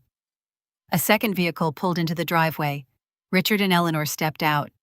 They walked slowly toward the porch. Neither looked at Jessica. Richard knocked gently. "Sarah?" I didn't answer. He tried again. "Please." Eleanor stood beside him with folded hands. "We only want to talk." I remained behind the closed door. The house was warm. Emma was reading in the living room, far enough away that she couldn't hear every word. I spoke without raising my voice. "Go home." No one moved. I continued. "We stopped being a family 17 years ago." The words hurt, not because they were cruel, because they were true. Richard rested one hand against the door frame. For a long moment, I thought he might argue. Instead, he lowered his head. "I understand." He turned away. Eleanor followed him without speaking. Neither of them looked back. Jessica remained on the porch for another minute before slowly standing. She touched the storm door once with trembling fingers. Then she walked away. I watched all three of them leave through the falling snow. When the driveway was empty again, I locked the door. Not out of fear, out of finality. That evening, I returned Walter's envelope, the certified Section 12 documents, and the recording to the safe. Their purpose had changed. They were no longer hidden safeguards waiting for the right moment. They had become part of the truth that could no longer be undone. Emma joined me in the living room, carrying 2 mugs of hot chocolate. She handed one to me and leaned against my shoulder. Neither of us spoke. Outside, the snow continued to cover the tracks leading away from the cabin. Inside, I finally understood something Walter had tried to teach me years earlier. Justice does not restore the family you wished you had. Sometimes it simply gives you the freedom to stop pretending that family still exists. And for the first time in 17 years, that freedom felt enough. The months after Christmas bring the legal consequences Walter anticipated years earlier. Public records replace family secrets, and the lives built on those secrets begin to unravel. While others struggle with what they have lost, Emma and I quietly begin building a future that no longer depends on the Mitchell family. The holidays ended, winter stayed. Life moved forward because it always does, even when your world has been turned inside out. The first major update came on January 8th. Patricia called just after lunch. "It has been filed." I already knew what she meant. Marcus Webb had officially petitioned for an annulment. There was no anger in Patricia's voice, only the quiet tone of someone reading the next page of a story that had already been written. "He cited material misrepresentation," she said. I closed my eyes for a moment. "I understand." "He asked me to tell you one thing." I waited. "He hopes Emma grows up surrounded by honesty." The call ended. I never asked whether Marcus blamed me. Some questions no longer mattered. By then, every decision belonged to the people who had made it. Not to me. February arrived more gently than January. The snow began melting. The lake slowly reappeared beneath the ice. On February 14th, the annulment became final. It happened in a courthouse. No reporters inside, no dramatic confrontation. Just another legal proceeding entered into the public record. A marriage that had lasted only weeks officially ended. The following morning, Emma left a folded newspaper on the kitchen counter before leaving for school. She didn't say anything. She simply tapped the front page and walked out the door. I unfolded it. A small article near the business section caught my attention. Webb-Mitchell wedding annulled. The story was brief. It mentioned the annulment. It noted changes within the Mitchell family trust. It referred to private succession matters without describing the evidence behind them. There were no sensational headlines, no speculation, just facts. For years, Jessica had carefully protected her public image. Now the public record spoke for itself. Within weeks, the consequences spread quietly. She lost her position connected to Webb Automotive. The invitations stopped arriving. The charity boards quietly replaced her. Friends who once insisted on standing beside her suddenly became difficult to reach. No courtroom could order loneliness, but reputations often collapse without legal instruction. One afternoon in early March, my phone rang. Richard. I stared at his name for several seconds before answering. Neither of us spoke immediately.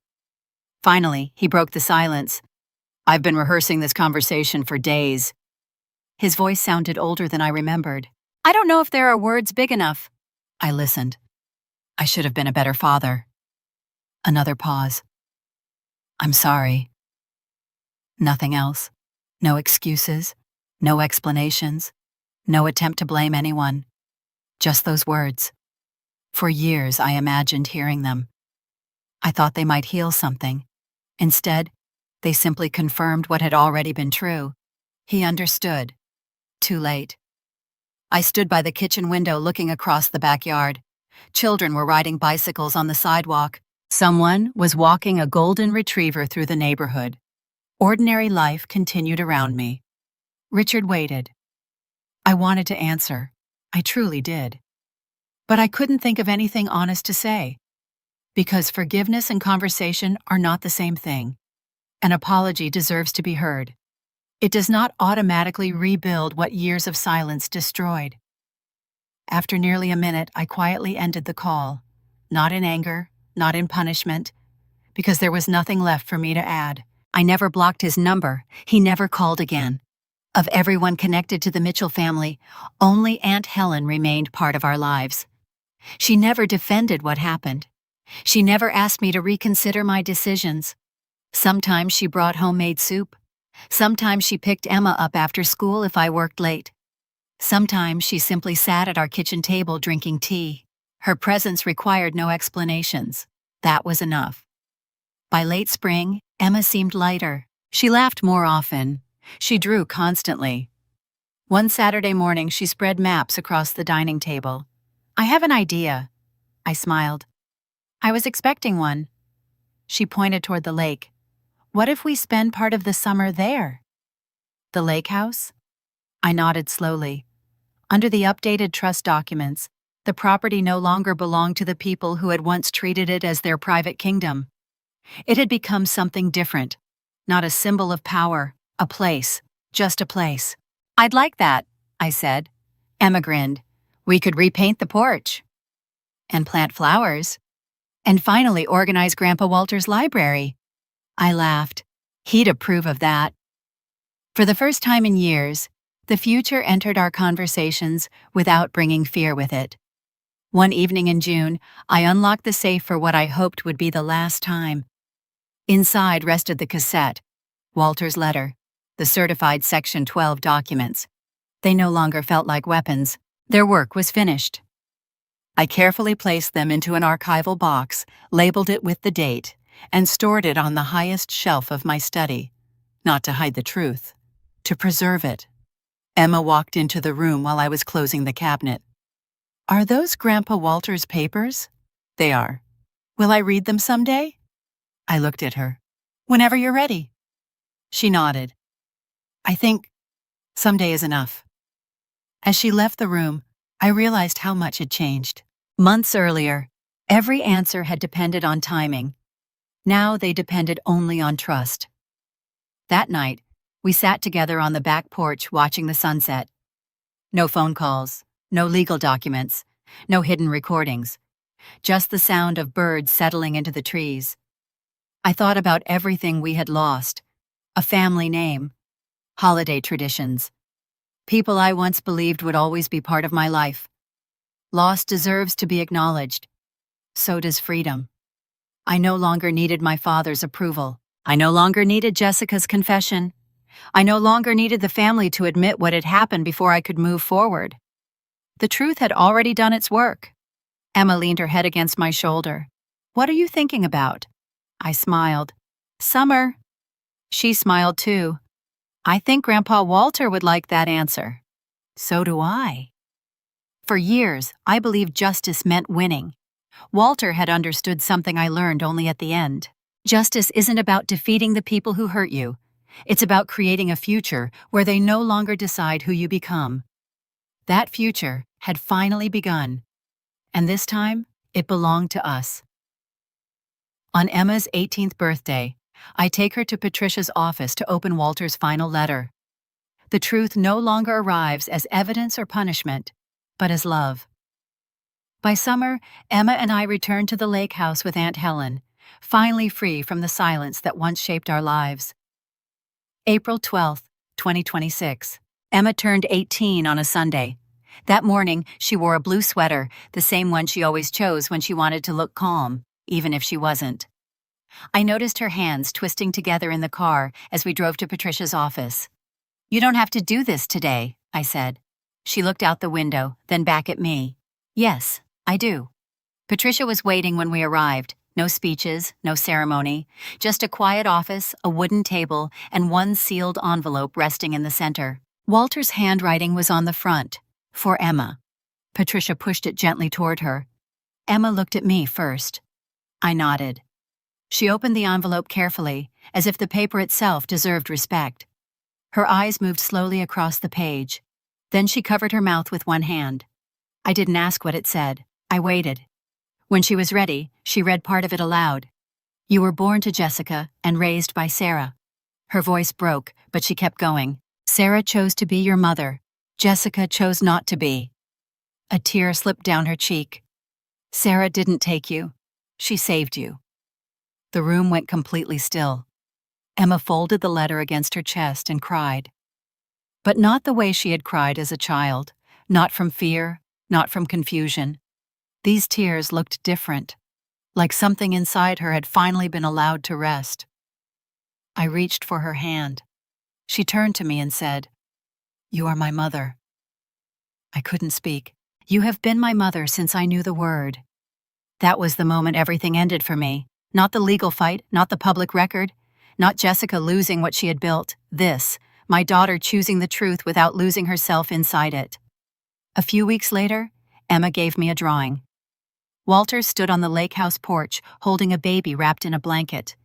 The yellow porch light glowed above them. Behind him, the door was open.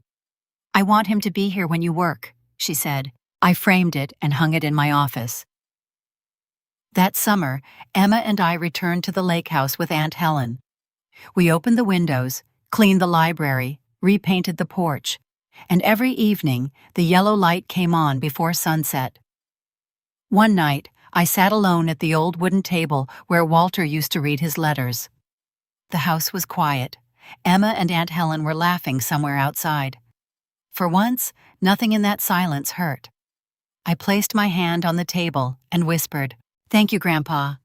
Then I looked toward the porch, where the light was glowing warm against the summer dark. "We're okay." And for the first time in my life, I knew it was true.